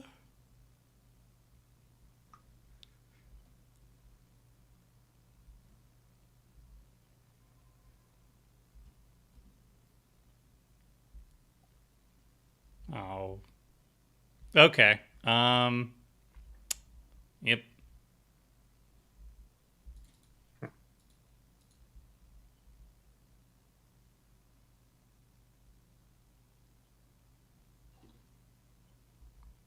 Bigger blocker in the air. Not that it matters, I guess. Ugh. Oh my god, what happened over here? Hmm? All of a sudden, there's a artisan and Kozilek that showed up. I was not here. Oh yeah, Quarter Bounty did things. Yeah. Oh, right. Yeah, that's. Yep. Oh, getting Court of Bounty in at Flash Street's insane.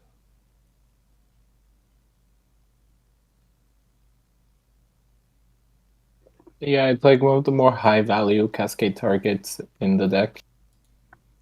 Wait, how did I gain 2? I didn't deal damage. Did you do damage to yourself? Did you cast a spell? No, I just cracked the But he blue did- stone. Yeah, he didn't do any damage to himself either. I mean, I cast Malcolm. That is weird. I got no idea. How did? I mean, I'll take it. All right, I'm pretty sure. I'm pretty Did I? sure that I didn't deal damage to anybody. But Oh, I lost a life to Cuphead. oh, that's right. Oh my goodness. All right, well, right. That could have been kind of interesting. Crack the clue stone, make 2 mana. Make a million treasures with Malcolm and drain me. Yeah, that would have been nice. I think I'm pretty dead here though. We're all pretty dead. That's true. I'm at the single digit though. Yes. Yeah.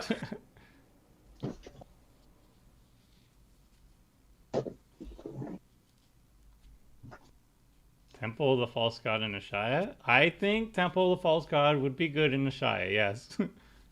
It would be one of its better spots for it, for sure. So Neotic checked, and my most played color on Season 9 of Commander Clash is red. Makes sense. Yeah. Definitely leaning red player. Is it leaning red? I think that ever since they started printing more interesting cards for red, it's become a really cool color to I love blind red. Yeah.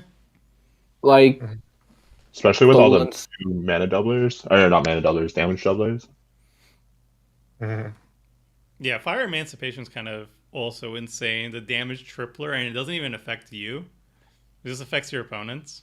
Well, I mean, it does affect you. Like, if you Earthquake, you're going to take the damage, but, like, yeah. Red has had a lot of really sweet toys lately, and they're, like, more aggressive bent still, and I kind of like that. I like still being pretty aggressive.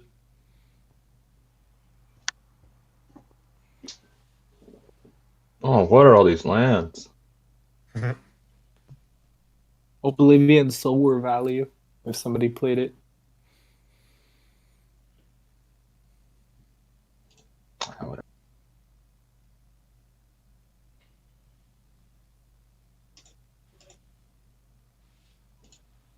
All right, what's your guys' least favorite color to play in Commander? Blue. That's fair. Paradoxically green. If it sometimes feel like you're playing with training wheels. Because card draw, Jesus. 50 options. Ramp, I actually like 50 playing options. So. I don't have a least favorite. Like, I just whatever concept looks cool. Yeah. Okay. Well, that's fair. That's one of the cool things about Oh, Commander. what I guess. am I doing? I think mono white's my least favorite from a budget standpoint because, like, I feel like I can only build 2 decks on a budget standpoint under $50 and consider it good. Like I've only done Teshar and SRAM as like good budget options under $50, and I feel like yes, this is a deck that I'm like happy about and feels powerful. Maybe like Heliod these days you could do it. I don't even know how much Heliod is himself, but yeah, it's most Well, frustrating. also, if you're playing Heliod, though, you gotta be careful because people just think you'll combo off and they try to kill you ahead of time. Yeah, I feel like I'm not even sure how much Heliod plus Walkie Ballista would even be, but maybe like a budget life gain deck is going to be legit, especially with Kaldheim. They're doing a big push with Angels and Life Gain as like a main theme for White Black. Yeah, I saw that. It's kind of cool. I really want to minus this Liliana and kill something, but I'm also really want to get this emblem. Minus Liana. Aren't you The still one away? Oh, you want a -3 Yeah, that's here. why I can plus now and then do Yeah, it yeah, next yeah. turn. But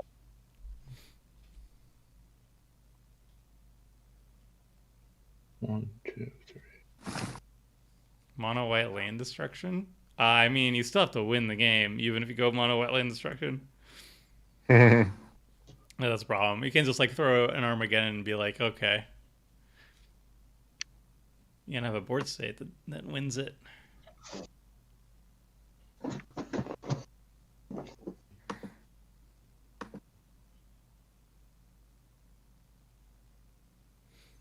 Goodbye, Artisan of Kozilek. Kofafet's kind of doing some serious work with Belby. Yeah.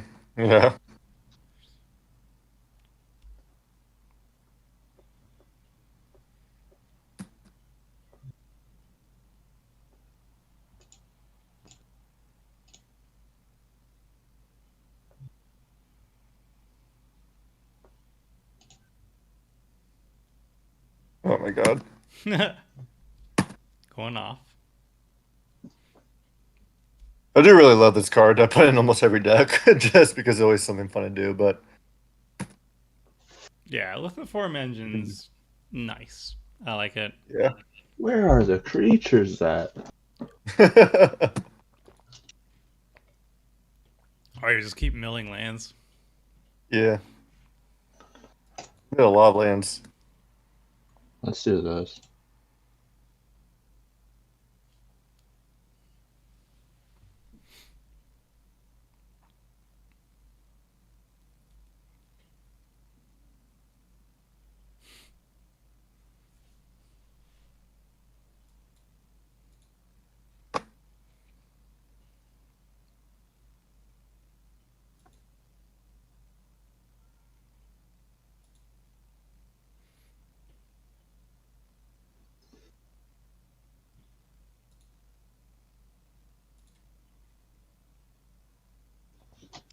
There's a creature. Yeah, a couple.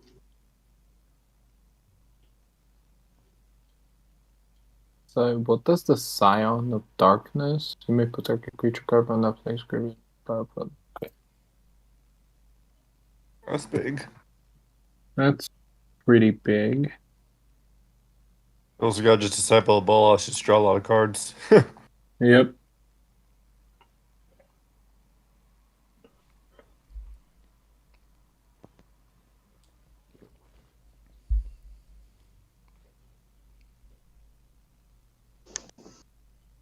Oh, there's another More Liliana.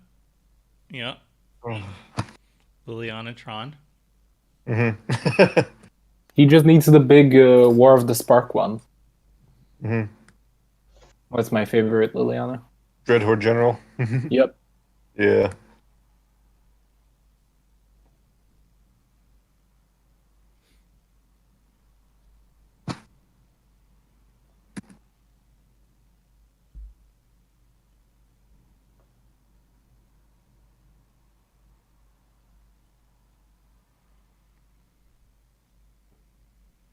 So how many creatures do I have?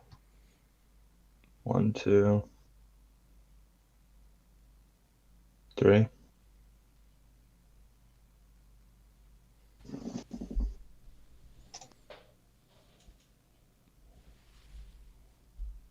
wish Advisor mattered as a subtype for something other than Mill.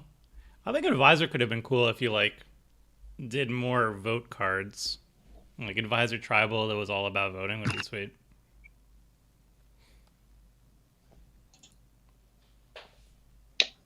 Should I kill Tomer? Is that a thing that should happen? I have 2 cards in hand. What are the odds that one of them? I don't know. I'll probably just kill Malcolm. Oof.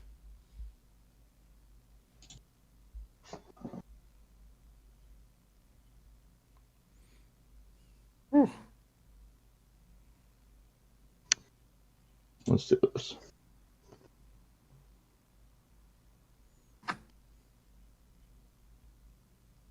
Oh, I could have waited. Oh, no.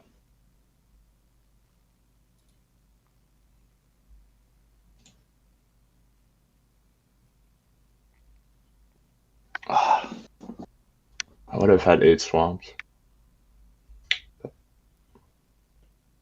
But I guess it doesn't for matter. Liliana? Yeah. Mhm. But I guess I couldn't have done it pre-combat anyways. Yeah, I know. Hey, Stuart. Glad you liked the video. Hey, Josh. How's it going?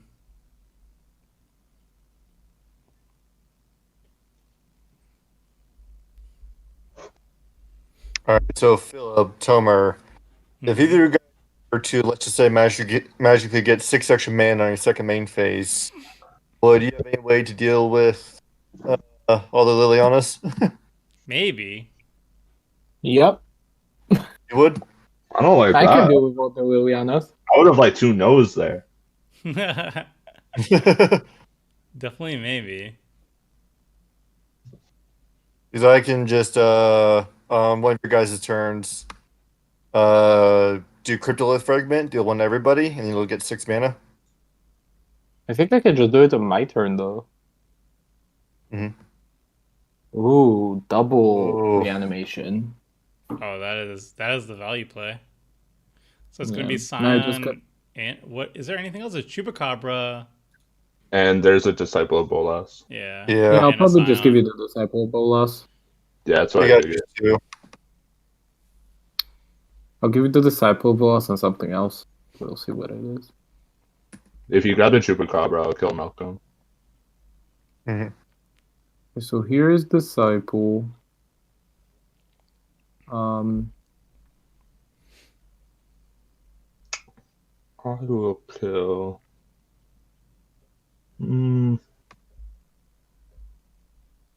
Oh. Right, tell me, what do you think of the 4 mana Elf Lord in the theme booster? The taps for 3 green mana? I don't know. I don't remember a 4 mana Elf Lord that taps for 3 green. It does, and like gives all the other ones +1/+1 or something. Oh, that sounds good. Go back. I'll just suck a zombie. Is there a mechanic do you guys want a commander for, like energy? I think that was actually mentioned by like Gavin or someone that doing like a commander for energy would be something they'd like to do. Yeah, I tried to make it work. It doesn't work. It's too jank right now, but Yeah. if But I they also just- feel like it might bring back too much trauma from all the people who played Kaladesh. yeah, I think it's one of those precons where like if they do Commander 2022 or whatever, and they have 4 decks, they'll do like 3 like easy ones that everybody likes, and then they'll just throw energy as the 4th one to mix it up. Now let's make like a busted energy commander to kind of prop up the archetype. So if I give you Ravenous Chupacabra, it will kill Malcolm. And don't hit me with Patron this turn. How about that? Okay, cool. Or little Malcolm. See ya, Malcolm.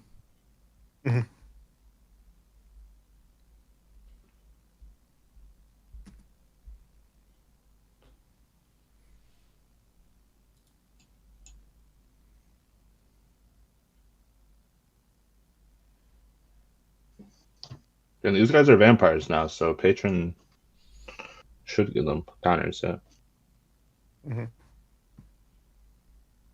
Oh, that's cool synergy. Energy is parasitic, so I imagine they have to be very careful to make it not broken. I mean, with Commander, I don't think they really care about balance too much. Because, like, if they make something overpowered, then they just make something overpowered. Like, they've made so many overpowered Commander cards, it doesn't really matter. When they make something overpowered in Standard, then, like, the format goes to crap. But they can just do whatever they want with Commander. And I think that's, like, that's their mentality with it, unfortunately.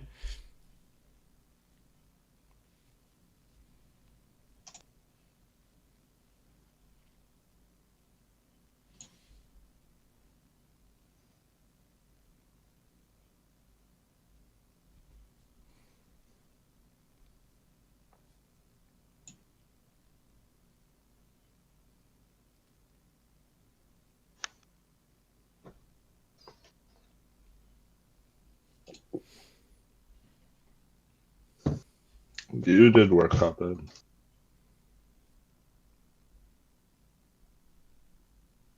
Yeah, he did all right.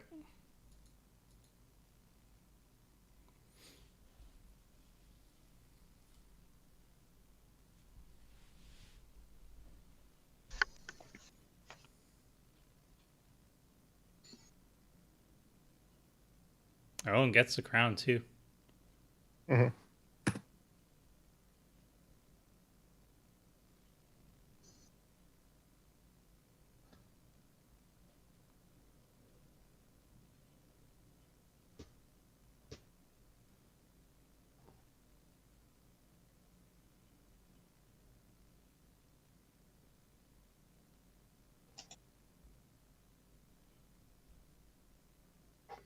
Hmm.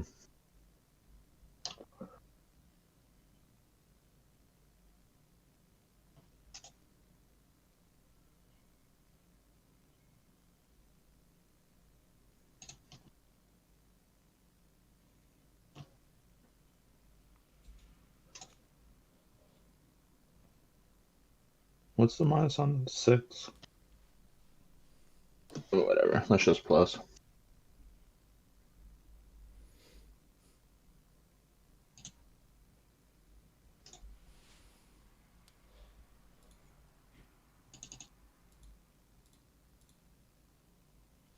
Draw more cards. Oh, I'm jealous. Mm-hmm. Go down to 14 though, but should be alright. I mean, I say that, but maybe not. We'll see. Zach has 0 cards. I have 2 Yeah. cards. And my Malcolm costs a bajillion mana. And I have an 11/11 flyer. You would, but you're not attacking Tyler. This turn of it. Yeah. Mm-hmm. That is the thing. When my Lilianas can stick on the board, they do tend to. What's the empty-handed keyword? Hellbent? Hellbent? Yeah, it does tend to happen. Mm-hmm. Well, I was hellbending before you got Liliana down. Yeah. Let's get all the mana. I've got no card draw yet, too, which is really annoying. Test Majesty works really well with this deck, too. You can just put it down and reanimate instantly, and it's not even dead. Mm-hmm. Yeah. I'm attacking you, Tomer. I will take it. GG. GG. GG. Malcolm got controlled that game. This game. Well, he already got a win, so Mhm. he did what he came to do. Leave me mana, but you can. Oh wait, no.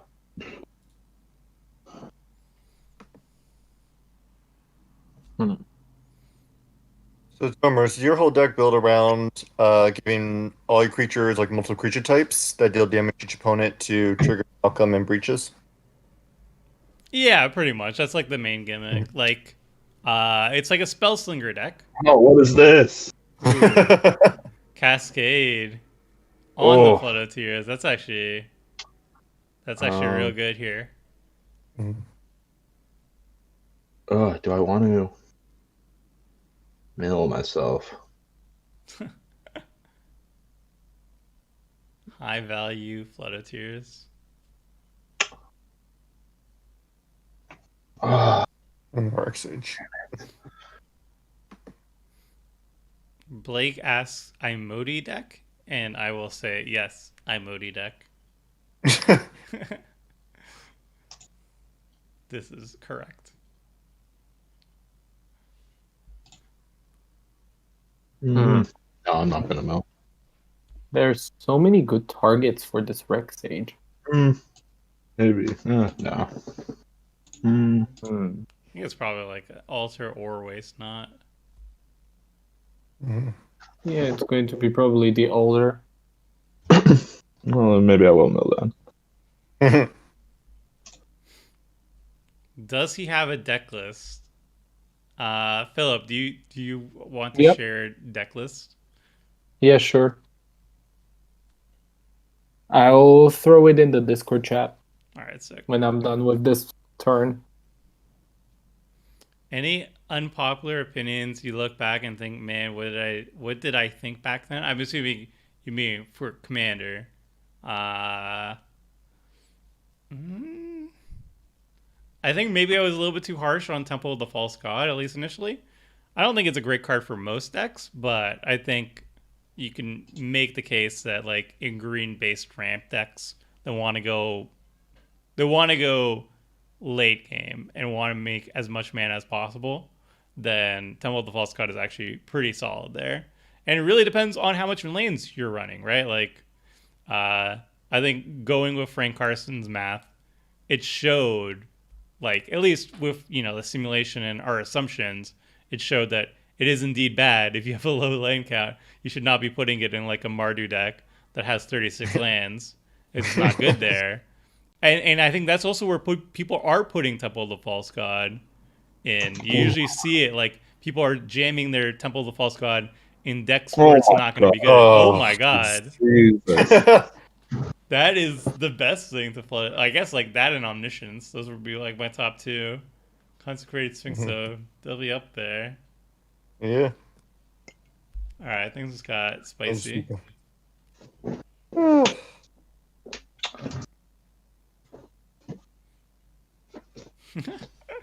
The Cascade Valley just keeps going.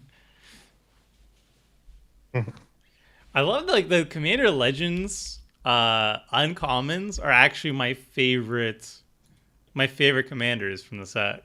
Just so weird. Like obviously there's like Sakashima's really sweet, Obika's really sweet, but like Arumi's my favorite of all of them. Imodi's really sweet, like Belby's really sweet. It's just kind of crazy. So many of them are so good. I think Arumi's actually, Wesley. Arumi's the most popular in the set, I believe, according to EDH Rec.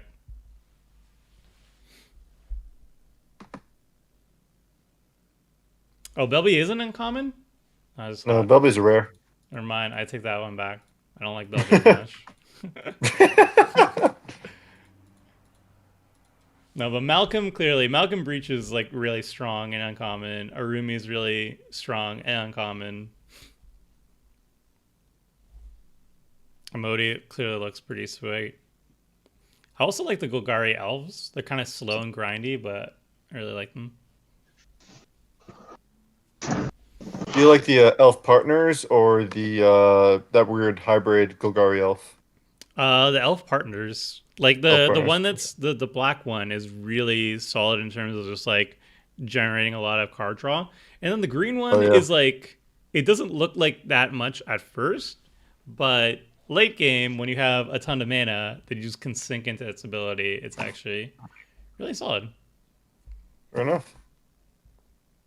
And yeah, the Golgari, like the elf ball, the literal elf ball one, is just kind of does kill people very quickly. Yeah, it does. That's interesting.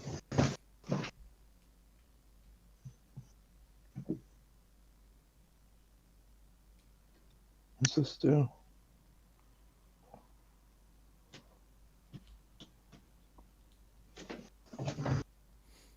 hope they make a Saga Synergy commander. I like being able to increase or decrease lower counters. I think a commander that played around with amount of counters on permanents would be fun. There's like one, it's blue from Kamigawa, and it's really bad. It's like 4 mana, 4/4, and then you have to remove a counter off a permanent, and only one permanent, or else you have to sacrifice it. It's not great. But I think that's a cool design space. Yeah, Chizé.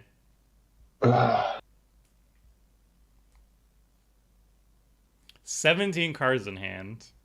Yeah. I'm not sure they really do anything. I mean, it is looking kind of dicey if you don't have like a board wipe. Mm-hmm. Or at least you gotta kill the Sphinx. Or actually, maybe the Rumi's more dangerous now with Cascade. I don't even know. Or the Modi. Knows. They're both so obscene. It represents 7 damage and yeah, 11 cards in And hand. so many cards. Yeah, I love Flood. Flood is so sick. I've never seen it do bad. Like, even when you cast it without 4 permanents in play, it's like bounce everything. It's like it's a type of card that I feel like it would have seen a lot more play if Cyclonic Rift wasn't a thing. Yeah, Just like definitely. everybody just like looks at Cyclonic Rift and they're like, all right, I'm gonna run this and then nothing else. No other blue board wipe will I even consider. Only Cyclonic Rift. It's like, do you want to have a second board wipe? No. Only Cyclonic Rift. And that is it. Well, Flood of Tears definitely is very solid.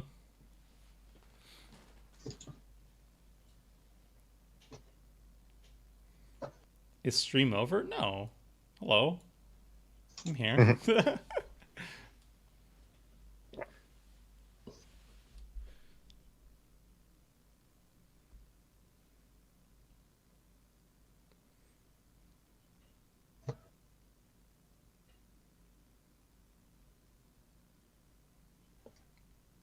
Discard.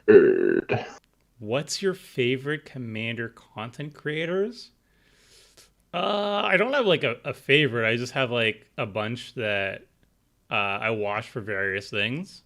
Like if I'm doing work and I'm doing editing and I want something chill in the background that I don't have to like always pay a lot of attention to, I like having Andrew's like abridged gameplay in the background, so I can just like peep when there's a cool board state. I really like Play to Win when I want to watch CEDH. Their videos are really good. Yeah, their videos are awesome. I like to have them on as well for Commander Clash, and they're also really fun to play with. I don't know. There's a bunch of content creators that just do good things for their own like specific stuff that I like watching for their specific stuff.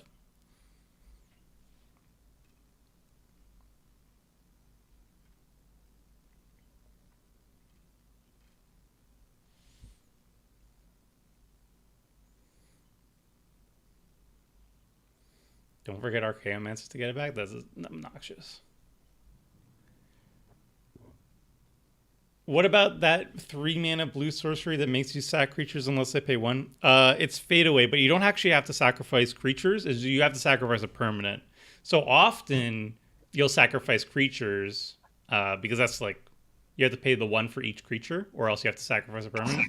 So often you'll sacrifice a permanent if you don't have like if you don't want to sacrifice lands or whatever, but it's not that good. It is very good, though. Fade Away is very, very good. How do you keep coming up with decks to build? I feel like I made a few, and now my brain is fried. I've been doing it for like a decade, so it's my job. Like, the more you do it, the easier it becomes. Like anything, really. Mm-hmm. When did you start working with MTG Goldfish, Tomer? I want to say 5 years ago. Okay. Like 5, maybe even longer than that. But I haven't had a full-time position with them until last year. Okay. Cool. Yeah.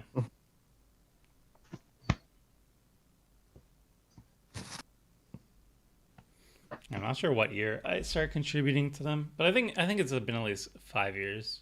I just like messaged Richard one day and was like, "Hey, I want to write Budget Commander for you guys," and he was like, "Okay, cool," and then I did, and then I started getting paid for it. So Mhm.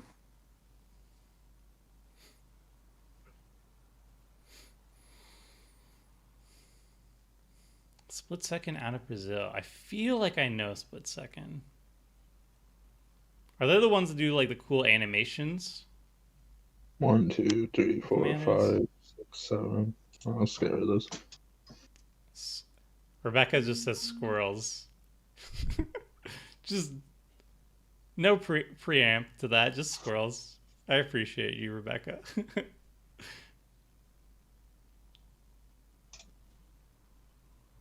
Did anyone mention the weird embedded link tweeted? Uh-oh. Did I mess it up? I had boy. one job. Oh no. Oh, Phyrexian Ingester, yes. I was really looking forward to trying to loop that Overlord every turn. Yeah, that would have been sick. Imagine that was Skull Clamp out. At least I have some blockers though. Mhm. I don't see anybody complaining on Twitter, but I might have just gotten it wrong. Maybe I'll just click the link myself and see what's up. Seems to be working. The inscription. That inscription is so good. Even if you're Yeah. not playing Vanguard, it's just good like itself. Yeah, that's my Yeah, favorite script. costs a lot of mana, but like in Simic, It like does. easy. Yep. Verizal, it's amazing. Yeah. Yeah. Verizal's just a sick deck. That's like my favorite budget Oh, I deck that love I made it. in a long time. First article by you is January 1st, 2015. January 1st? Wow, cool. So almost exactly 5 years from now. Wow. Wait, you said 6 years, 2015? 6 years from now. Wow. Mhm. Woo. Time flies.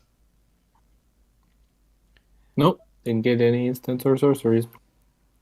Oh, that's unfortunate. Oh, was that me? Oh, yeah. I mean, if I was still alive, you'd probably get an instant sorcery from me. I'm just saying. Spellslinger deck over here. So, like big flashy spells like in Garruk's Wake or Plague Wind or whatnot. You need to pick up Fade Away from Immersive. Like Fade Away is sick. Very much recommend trying it out for yourself. I'm sure this is going. I'm sure you've gotten this a lot, but is Arumi your favorite commander of this year? Yes, I believe Arumi is my favorite of this year, but my brain cannot fully comprehend all the commander cards that came out this year because it was the year of Commander, so there might have been something earlier in the year. But Arumi is definitely from Commander Legends.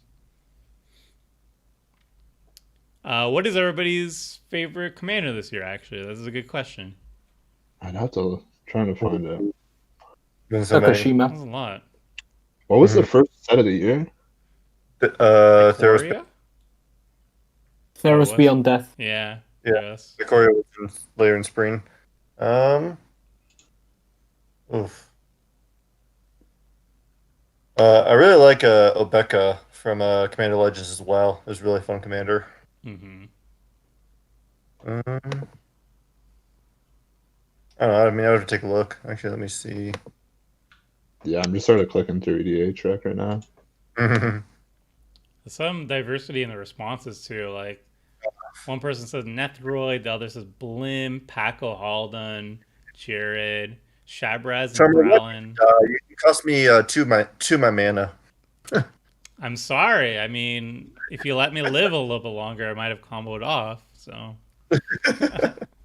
I actually had the combo kill if I didn't have to discard a card to Liliana. I was one card away, which was very awkward. Like I could play Glinthorn, but I didn't have a card to discard if I did. There you It go. would probably be Verizal.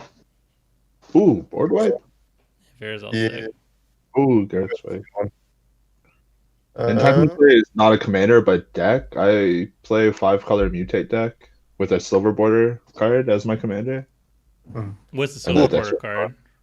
um, it's like general commander or something. It's whenever you mutate or do something. It's like 3 different things.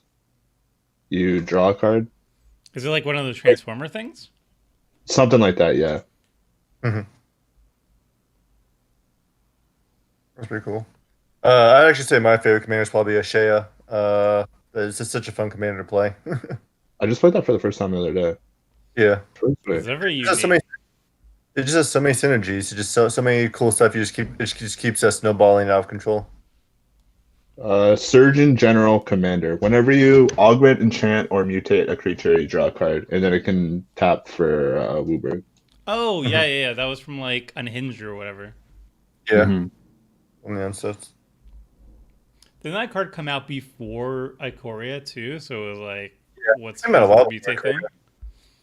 That's why I didn't think it said mutate for a sec, but yeah, it does.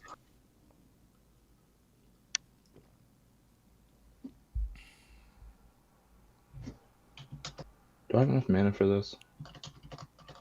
Whole edition of companions to the Sure. format. I bet you do, Ankylosaur. After that, the Horde of Notions Gigantha deck was very good. Takes advantage of that companion zone.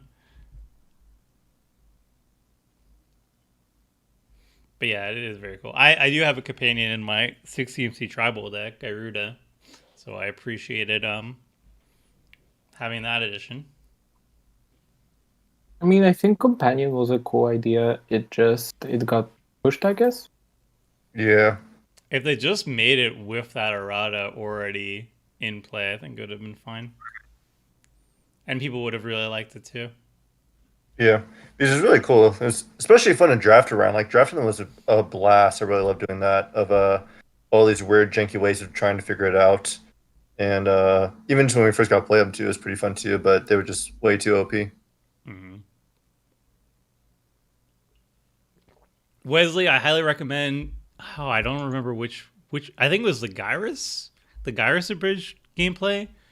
If you want to see Gigantha really popping off, you should check out that video. I think Gigantha is worth the 3 extra mana you have to pay now, just because it taps for Wooburg, so it's kind of like insane with Sisse and insane with Horde of Notions.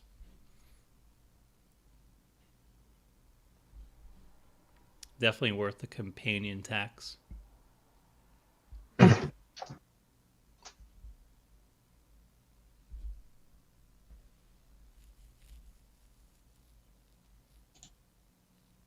Okay, so here we go. Let's have some fun. I don't like that. You see, I had to eliminate the blue player so he wouldn't counter all my big spells. I just wanted to combo off. Right? I didn't care about countering stuff. So let's cast this. This is a spell I have never cast, but I've always wanted to. So here we go.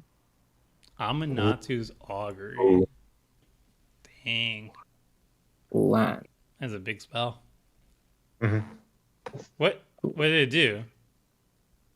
It actually, It just And then you can play them, right? Yeah. Okay. Until end of turn, for each non-land card type, you may cast a spell. Okay. What? So for each different type, you can play one for free, I believe. Yeah, so you can Yeah, so cast you a can cast creature. instant Yeah. right now. Okay. So Ooh. sure. That's some value. Okay, let's see if I can actually do this. The big spells. Also, Okay, I fucked up. what happened to the companion? Wasn't there a Karuga? Yeah, I was also confused where she was, but Did it disappear? I don't know. Maybe it's just I didn't notice it when it came into the game. Oh, when you start the game, you actually have to like select it as a companion. I believe.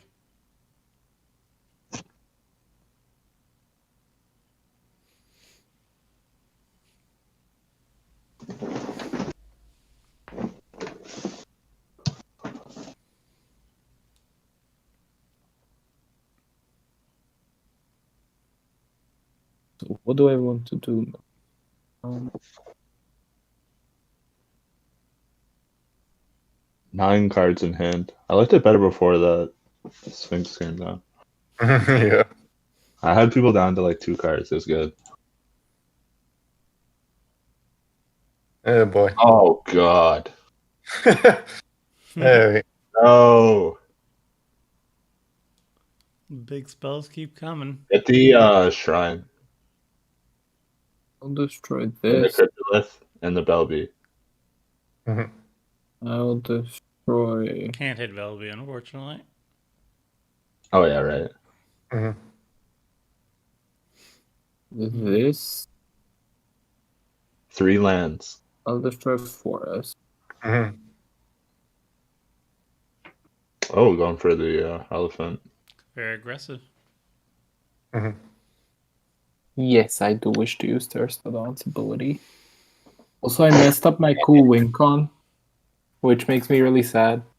But yeah, I didn't notice it. Oh, you could have There is a won. Yep. Wow. I can tell you after the game. If you look into my Yeah. deck list, it's actually there, but it's probably the most funny combo I've been able to come up with for this deck. So if you check my exile zone, you'll notice it. Wow, visionary. Oh, Yeah. yeah. That would have been sick. I mean, Terrastodon's also sick, but Hmm. Mhm. I mean, doesn't Thrix win is- in the game. Yeah. Now if somebody board wipes, it will be sad.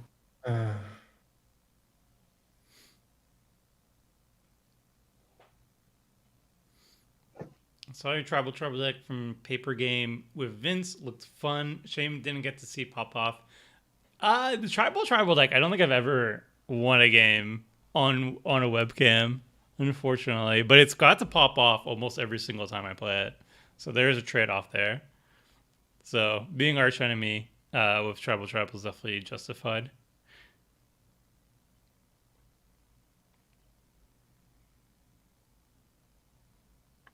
What to do? Do you want to hit me with an elephant? What was that? You want to hit me with an elephant, and I'll try and I'll kill Grave Titan. Hit you with an elephant, you'll kill Grave Titan? Yeah. How does that work? Sure. Oh. Yeah, sure. I mean, I got nothing better to do right now. Wait. I need a count here. Mhm. Yeah, because I can attack with Drana.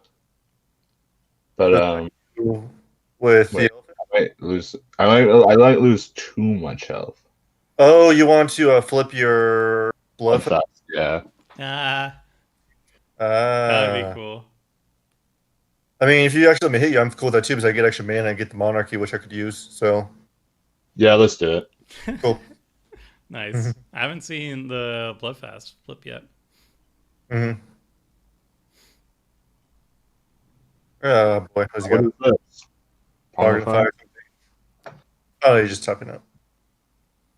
Unless Really thinking like, does he have Pognify?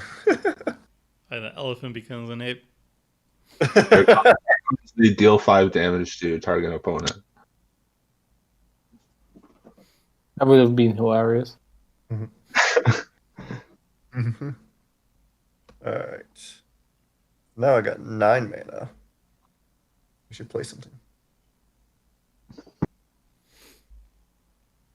Tomer, is there a mechanic that already has a commander that you think legitimately could use another in different colors? It's a very specific question. Nothing that comes to mind off the top of my head, but I'm sure there are quite a few.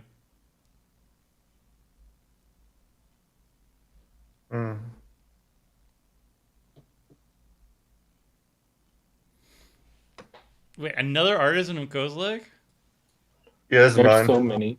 Jeez. So many Eldrazi this game. Really don't have a lot of creatures in my graveyard. Whatever, I can kill it with Liliana anyways. Oh, returns to the battlefield? Oh crap, I thought it was return your hand. That's sweet. For 9 mana. Yeah. Uh, 9 mana Cast hard it out? pass.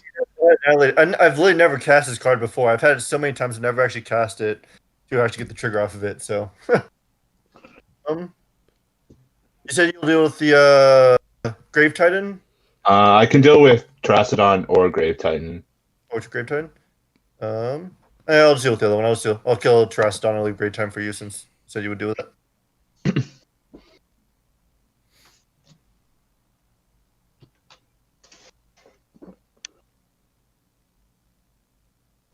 Can you play tribal next game here tonight? Probably not, Rebecca.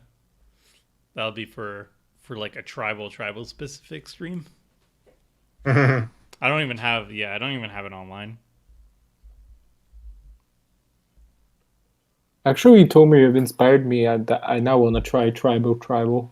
It's actually really I haven't played the Ur Dragon version yet, but I've played the more fun version.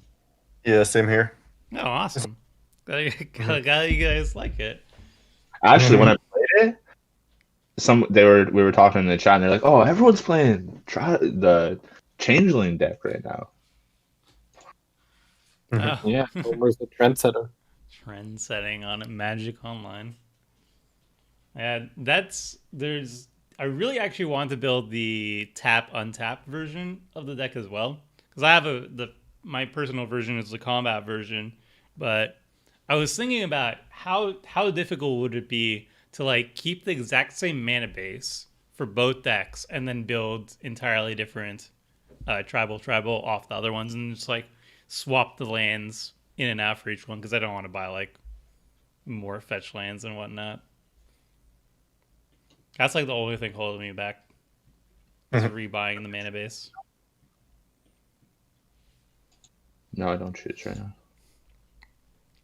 Reaper King tribal. I actually don't like Reaper King as a commander because then you just get hated out. Would you like to Super fast. give Grave Titan +14/+14? No, I don't think so.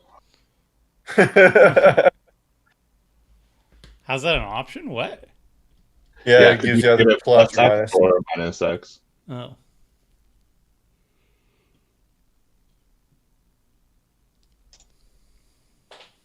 Thinking what I'm doing next turn. Oh, there's another Liliana. How many Lilianas? You casted a lot this game. That's 4 so far. And if I went to my deck, Yeah, I could like switch up my arts to Liliana art. Oh, sick. It's pretty sweet. And it's like sort of budget this version. The other version, you run like Liliana the Veil, and it's like, but there's really no reason to run that. I mean, there is, but you're not paying $60 to uptick to discard. Right. Yeah. It's just sort of there for theme. I had Bilby during a draft helping my opponents more than me. I mean, it can help opponents more than you. Like, the first game was... it definitely had to pop off, but, like, I don't know. It's like an Idra card, right? Like, if you build around it, chances are you're going to get more value than your opponents. And if your opponents are getting more value, just kill that problem creature. Yep. And it's actually one card and I was actually thinking that myself. I was talking to my friends about that, how it just really compares to Edric. But I definitely think Edric is better because drawing cards is better than extra mana. Just kind of just off in this game, when you have nothing to do, the extra mana doesn't do anything, but you just get to draw cards, you just get to play more cards anyways. So, but I think Belby's a good alternative to it. What creatures do I have? Yeah, it follows like the same. It follows the same like idea, right? Where you're like helping everybody, so you don't want to kill the Belby, but you're gonna get the most value out of it. Yep. Does anyone want to give me a Grave Titan if I suck it? No. No. Okay, I'm just gonna attack first then. Ooh. I don't know what I'm gonna give you. What I would give you. Spicy question. What's your favorite win con? If you have any. I usually like to just play like snowball effects, so I just slowly just grind out my opponents. I don't really have a win con I use like in multiple decks. As a one-off, I like Villainous Wealth is pretty sweet. Yeah, that's always flashy. I guess I like, and because I have a Yarok and a couple of like permanent only decks, I like Primal Surge in those decks to come. Oh, I hate playing against Primal Surge. Like, you play the whole game and then just like Primal Surge comes down and it's like, oh. It is like, isn't it like That was 10 a fun mana time. though? It's like a big amount. Yeah, it is. It is. It's perfectly fine. Like my buddy runs a. I've just seen it a lot because my buddy has a Animar deck. That's the Yeah. same thing. That was like the go-to for my Animar deck before I even turned into Morph Tribal, and then I turned into Morph Tribal, and it was still a Primal Surge deck. I was like, oh yeah, sweet. I pulled Primal Surge. I have like 10 mana or whatever. Boom, win. How do you feel about giving me Doom Whisperer? I'll just kill myself. Actually, it's probably not a good idea. Oh, I like it. You get more mana. Judging by Commander Clash, I would have assumed Kiki combo for Tomar. I did that like twice, all right? 2 times, and suddenly I'm the bad guy because I ran Kiki combo a couple of times. Mhm. I think like I really like gimmick wins. Like I love gimmick win conditions. So like my Zedger Ooh. deck loves it. What is this? I have a 5-colored Eldrazi Devoid deck with like Morphon's Commander, where I just play all the Eldrazi's. And a unique win condition I didn't realize I had with it, which I got one game to go infinite, was the Brood Monitor plus Eldrazi Displacer Yeah. plus the Flare Husk. I completely Yeah. forgot that Flare Husk was a card and just went infinite damage. Yeah, that was like the main win condition when I wrote Morphon Eldrazi. Mm-hmm. Like it was all flavor. Like all the cards are the cards that you would want to be running for thematic reasons anyway, and it was like really Yeah. sick. With a new commander again, I really like looping Captive Audience. Oh yeah, that's brutal. That was brutal. Yeah, I think my ideal win condition is just like have Cauldron assembled, attach World Slayer to it, and then blow up everybody's. Love everybody's stuff. I've done that one time. I did it on my bridge gameplay. Mhm. I've never accomplished it a single time in Commander Clash, but that's like thought. Mhm. There's like my Zedger deck's also just like filled with like my favorite win conditions. Like the newest edition is 9 lives enchantment, where like if it leaves the battlefield, you lose the game. So you donate right. it to somebody, or sorry, you use an Azorius spell that Fractured Identity that exiles it and gives each opponent a token copy of it. And in response to that, Oh, leave the no. battlefield trigger. You like, Yeah. I think it's a big game. oh, what's this? He's wiping the board and gain command of Dreadhorde. Oh, do you have enough mana for or life total for Command the Dreadhorde though? I only need like 1 card of Command the Dreadhorde, honestly. Oh, because then everybody's dead on the swing.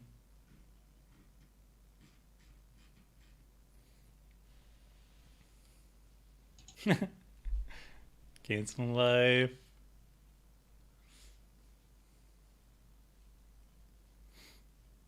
Make the scariest squirrel and put World Slayer on Toski. Toski's gonna make like a. Is going to. I foresee Toski's gonna be like the first commander that we're going to play on Commander Clash. There's a lot of definitely a lot of fans of squirrels. Mike runs a 4-color no green Eldrazi deck. That's sick.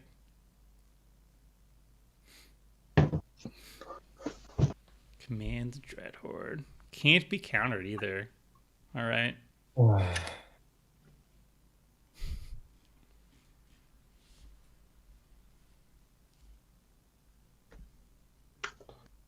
Oof. Ugh, and you're getting back your Sphinx. I get that. Draw the cards. Mm-hmm.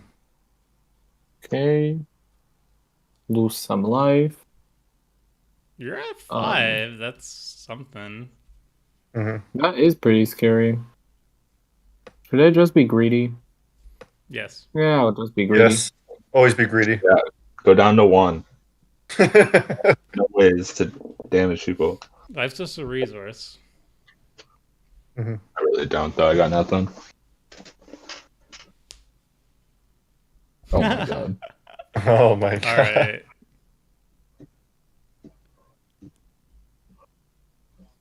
I mean, maybe you mill Yeah. out, right? Or is it a May effect? Oh, it is a May effect. Never mind. Mhm.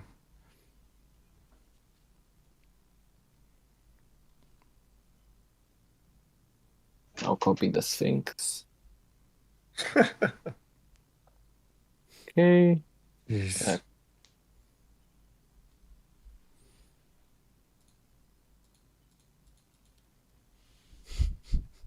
I made a good card last turn. Casual draw 4.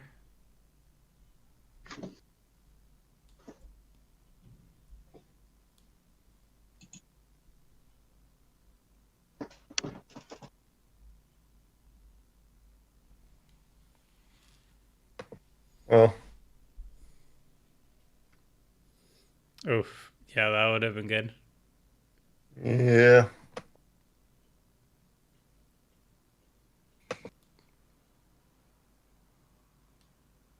Hey, Philip. Mm-hmm. How do you feel about killing Tyler next turn so I get second place? Oh, come on. We gotta try take and the right do way out. something here. No, I won't do that. I'll give you a chance, Tyler. Yeah. Okay.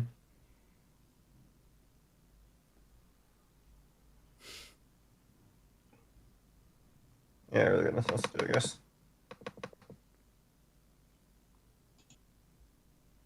I mean, that's also pretty decent. Yeah, but it's really you kind of need my Belby's mana forward to get the full value out of it. Yeah. Otherwise, law mana draw a lot of cards. Yeah. I don't think I have anything, though. How are the cards? Yeah, Believe in the top deck. Oh yes, so many top deck. Could be. Wait, I don't know. It could be just like another board wipe might be enough. I'm pretty sure at this point he has counter spells galore anyway. So Maybe. It's Yeah. not. That is not a board wipe. drawn 8 cards in one one turn cycle.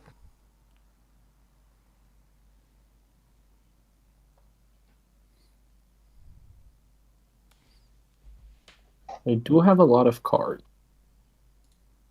Mhm.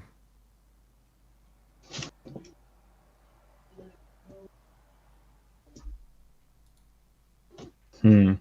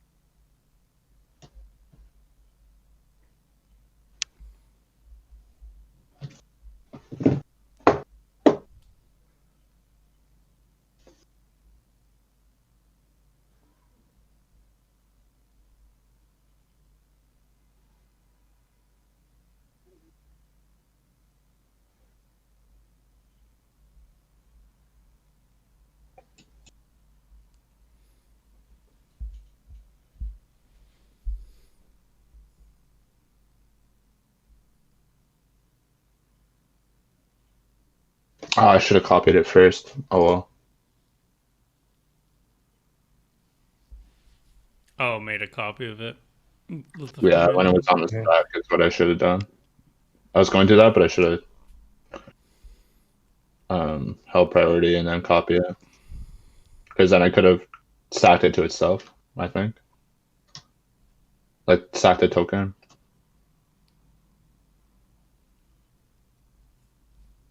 Because right now it doesn't do anything.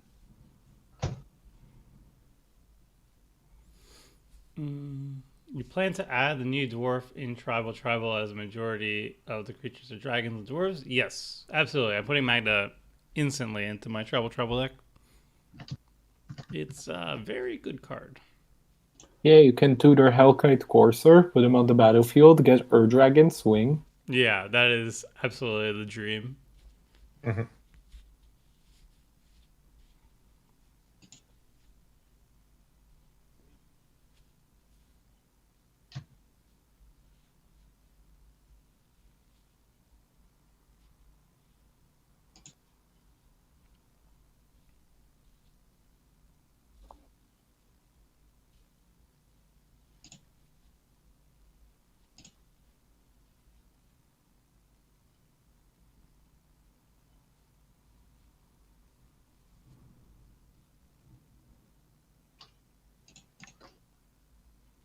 That's all I got. Mhm.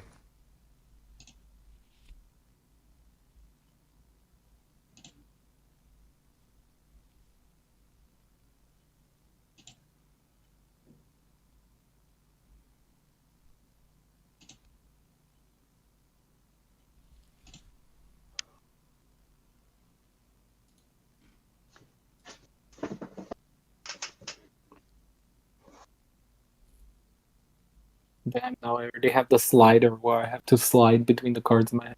Oh, I feel for The you. struggle. Yeah, Mhm. just Simic Um, problems. Mono White be like, cards? Hand? You have cards? You guys get cards? Mhm.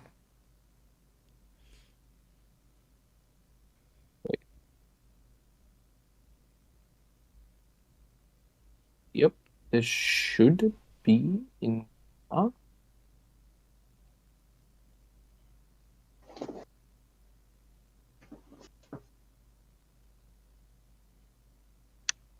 Hmm.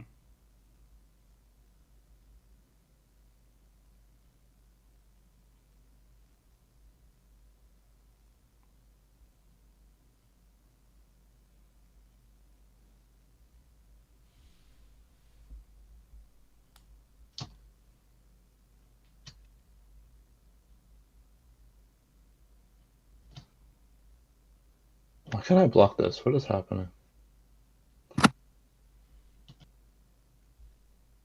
I don't understand what's happening. Okay, no. I was like, what? Not the right phase. No, it was just for some reason the flyers were highlighted.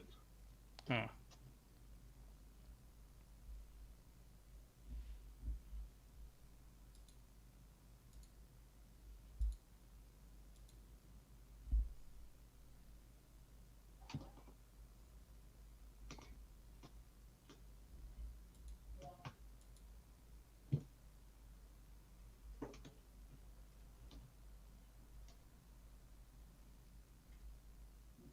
Ah.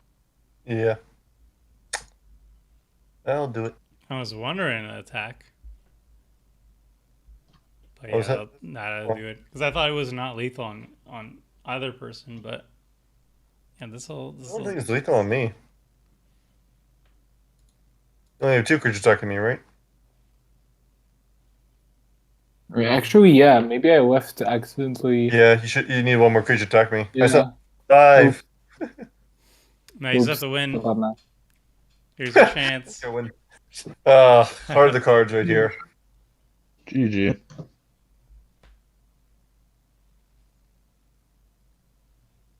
Okay, then let's see. I'll play a land. Hey, welcome to the stream. I will play. How much mana? I'll play this thing.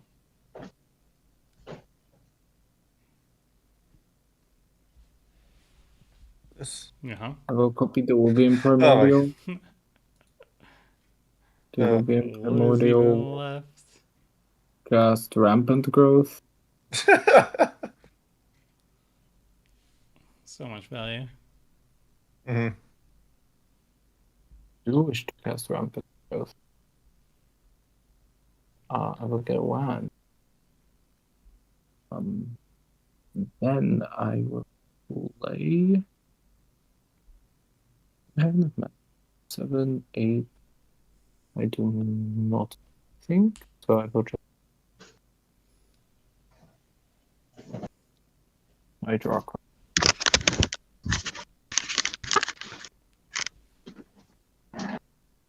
Red land. Guardian Project. Identical Resurgence. Crew. Thing. Got a couple cards. Yeah, just discard a couple cards.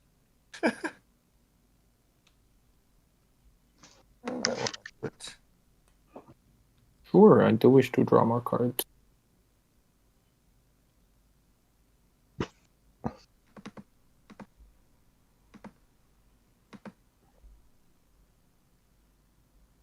You can draw some more cards too. Hull Breacher. And yeah, that's gonna I be. don't think I want to draw this many cards. So I'm probably What do you gonna just. mean? You can never draw too many cards. Yeah, as long as you have more than 0 cards in your library, you should draw more. You know what? Sure. Let's do it. What's the worst that can happen? Yes, I do wish to draw.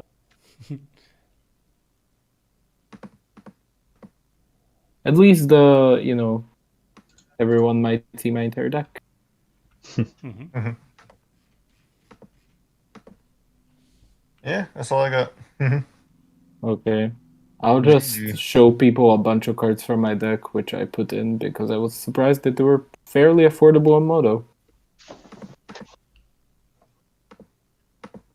Okay. So, yep. What did I draw? So I'll play Command Tower. I'll play this. Friendly card. Seems legit. I will play Little mana. this.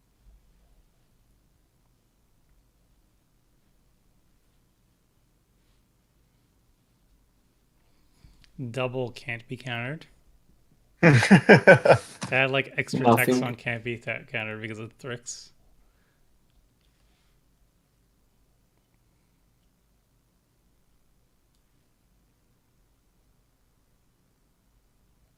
Double monarchy. Mhm. Nice. I can't be targeted with anything. Well, my things can't. Okay. And Mhm. this.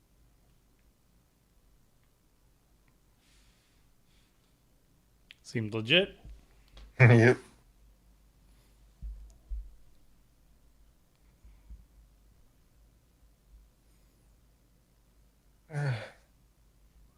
Good game. Good game. GG's. That was pretty back and forth. Yeah, that was quite the explosive game. Like everybody had some pretty huge turns. Yeah. Okay. Sweet. All right. Well, we got. Second. So we got 2 games during that. I think that's what we're gonna call it. One very quick game one, where Malcolm got to do some silly things, with the help of Belby, and then game 2 I got dunked on, rightfully so. Belby kind of got like to go off early game, which was really cool to see. But then Yeah. got empty-handed, and then the other 2 decks also got to go off. Like Tyler, you had like dominance of like the mid game, I would say, but then late Yeah, I got to game, do what I did. Just a couple board wipes sort of reset me. yeah, it was cool to see like everybody got to really do what their deck wanted to do for at least some segment of the game. Like I got game 1, and then I think it was Zach who got game 2 early game, and then Tyler mid game, and then finally Philip for the late game. So that was really cool to see everybody getting to showcase a little bit. Yeah. I wanted to go over everybody just one last time. Like, was there any cool deck quirk that you wanted to highlight that you didn't get to showcase in the deck. I messed it up, but I actually could have on that turn when I said I could win. I had 4 creatures in play, and in my hand I had Sakashima's Will. So what I could have done is I would have played Biovisionary off of Aminatu's Augury, and then I would have played Sakashima's Will, turned all my creatures into a Biovisionary, Isn't it and upkeep then though, or it's end step. oh, nice. Ooh, that'd been cool. Yeah, It's one of the few ones which actually say end step. yeah. I believe it says end step. So that would have been really satisfying. Yeah. Well, the other way you did it was also very effective. That too. was also pretty satisfying. Drawing most of your deck and getting a lot of value out of it. So that was sweet. Consecrated Sphinx confirmed. Good card. Yeah. Who knew? Who knew? Who knew? Yeah, it's end step. Yeah. Sick. All right, Tyler, we got to see most of the Lilianas actually show up. Was there any secret spice that you didn't get to showcase in the deck? Not really. You saw what it's basically wanting to do. You want to do the whole Liliana sort of side of the deck where you're wanting to discard and fuel stuff like Megrum or Waste Not to fill the graveyard, because you don't really want to mass fill the graveyard though. You want to, because I have other ways to get cards out of the graveyard, because when you attack with Drana, you want like maybe 2 or 3 really good cards for you to come out, but basically that's the deck. And it's a lot of enter the battlefield, destroy target creature. So that's like the political side of it. But you basically know what it is, and then just some stuff like if you're playing like full budget, you can throw in like Rise of the Dark Realms and stuff like that. Just to, if you do it, just have a massive graveyard, just to get it out, and then you just want to loop it. Yeah, So I basically did what I wanted to do. I just got set back a few times. Yeah. It's hard to keep up when somebody's drawing like 8 cards. That's really what the Sphinx is what set me back. Really, Yeah. I had a pretty good, and then I got wiped, and then he drew like 15 cards. So what can you do? All right, Zach, we got to see like how explosive Belby can be, and we got to see like some of the Eldrazi of like where you're putting all that colorless mana. Was there any other secret spice? I mean, I got a lot of 6 mana colorless cards in the deck. I actually, I'm looking at my deck list right now. I got 12 different 6 mana colorless cards. It's just like Coveted Jewel, Duplicant, God Pharaoh Statue, Oblivion Sour, Staff of Nin, stuff like that. So the goal of the deck is really to try and have one of those in your opening hand, along with the way to trigger Belby, so you just get it right away on turn 3 and get ahead that way. I had more just interactive cards throughout the whole game, which, while it was good to keep resetting the board, didn't really do much for advancing my game plan. I also have a non-budget Belby list. That's how I started off with, and then again made a budget for this video. And the non-budget can get really out of hand. There was one game I had 19 mana on turn 3 in my non-budget deck, and all the big Eldrazi's like Kozilek and Ulamog and all the sweet cards like Planar Bridge. So putting on a budget definitely hurts the consistency because you just can't include all the really good big colors cards. But there's a lot of really fun cards to play, and there's a lot of cool stuff to do. So I really love Belby. It's just such a fun commander to play around. And as you saw, it can also be fun for other players to play against. Yeah, it was fun getting to just use the mana as well, which also kind of worked in Belby's favor because there were situations where I could have killed Belby, but I chose not to because I knew I could have gotten value out of it. Even if I didn't have, like game 2, I did not have a really good board state for actually taking advantage of Belby, but the fact that I knew maybe I could, I really wanted to keep her around. And then game 1 obviously was very beneficial to have her around, just so happened. Well, for my deck, you got to see it go off game 1, so mission accomplished on what Malcolm wanted to do.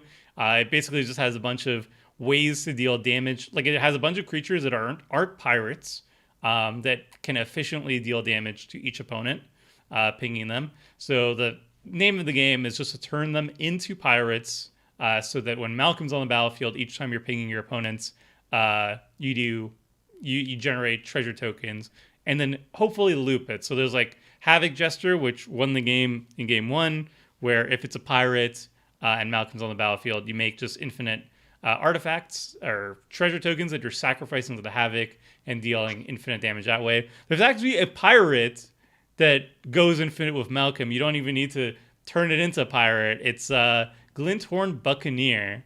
He does the exact same thing, combos off of Malcolm, but since it's a pirate, you don't even need to turn it into pirate. It's just like a built-in infinite combo with Malcolm. And that was actually in my hand, it was in my hand game 2, and I was ready to combo off. I had the exact amount of mana for it. I didn't have an extra card to actually discard to Glinthorn Buccaneer to actually get the damage going. And now that I'm reading it, actually, it has haste. So it could have been that maybe I could have done it, but I still needed one more card. But yeah. So maybe I could have done it better with like the command sphere or whatever I had on the battlefield to draw a card. Maybe. I'm not sure. But yeah, it's just like $20. You can actually pull this off pretty consistently. The strength of the deck is like, if people don't know how strong Malcolm is, then you can get some easy wins out of it. However, as you saw game 2, people understood Malcolm has to die, cannot stay on the battlefield. And when that happens, the deck gets significantly worse because so much of the deck is reliant on Malcolm that the rest of the deck is kind of just like, it's like a bad spell slinger without it. But I don't know, for $20, I highly recommend this build if you want to be a little bit more, if you want to set up more competitive or not competitive, but like more higher powered tables, and you have a very limited budget. I think this is a really great way to still stick up and stay up with people on that. So yeah. Well, one thing I forgot about my deck, with all the planeswalkers, you get a lot of devotion as well. So you saw what I was doing when I was trying to loop with the planeswalkers to bring creatures back and forth. Basically, the win con is Grey Merchant, obviously. Oh yeah, Gary. Yeah, just like sacrificing him and then reanimating him a couple of times is like easy. Yeah. I actually try to stay under $100 for the emoji build. So Nice. that was kind of different than my usual deck. So we were all budget conscious. Yay. Nice. All right. Give me props to Earth Challenge. Yeah. Well, it is fun. The nice thing about sticking to budget though is that you have to kind of be a little bit creative on replacing some cards. But in the process of being like, all right, I can't run this staple because it's too expensive, you kind of have like a newfound appreciation, or you find like some really nice budget cards that are actually really good and you would want to be playing with, but you just never gave it a shot because you had like these staples they were going for. So there's a benefit to trying to go budget every once in a while. But yeah, that will be it for this stream, everybody. We had 2 games. Game 1 was very fast. Game 2 was quite grindy and flashy. So I hope you enjoyed that little bit of a little mix and match of that for both styles. Thank you so much for everybody who was watching, and thank you to Tyler, Philip, and Zach for joining me today. This was awesome. Thank you for having me. Thank you for coming. Oh man, I had it almost there. Everybody gets thanked. It's great. It's fine. That's how we're gonna end the stream, I guess. All right, sweet. All right, that is it for the stream. Later, everybody. We're also doing Fridays. Friday, 6 p.m. Eastern time is going to be the second time we're going to be streaming, so it's bi-weekly now instead of just Wednesdays. 2021. Yeah, new goals. And that's it, everyone. Later. Bye. Later. Bye.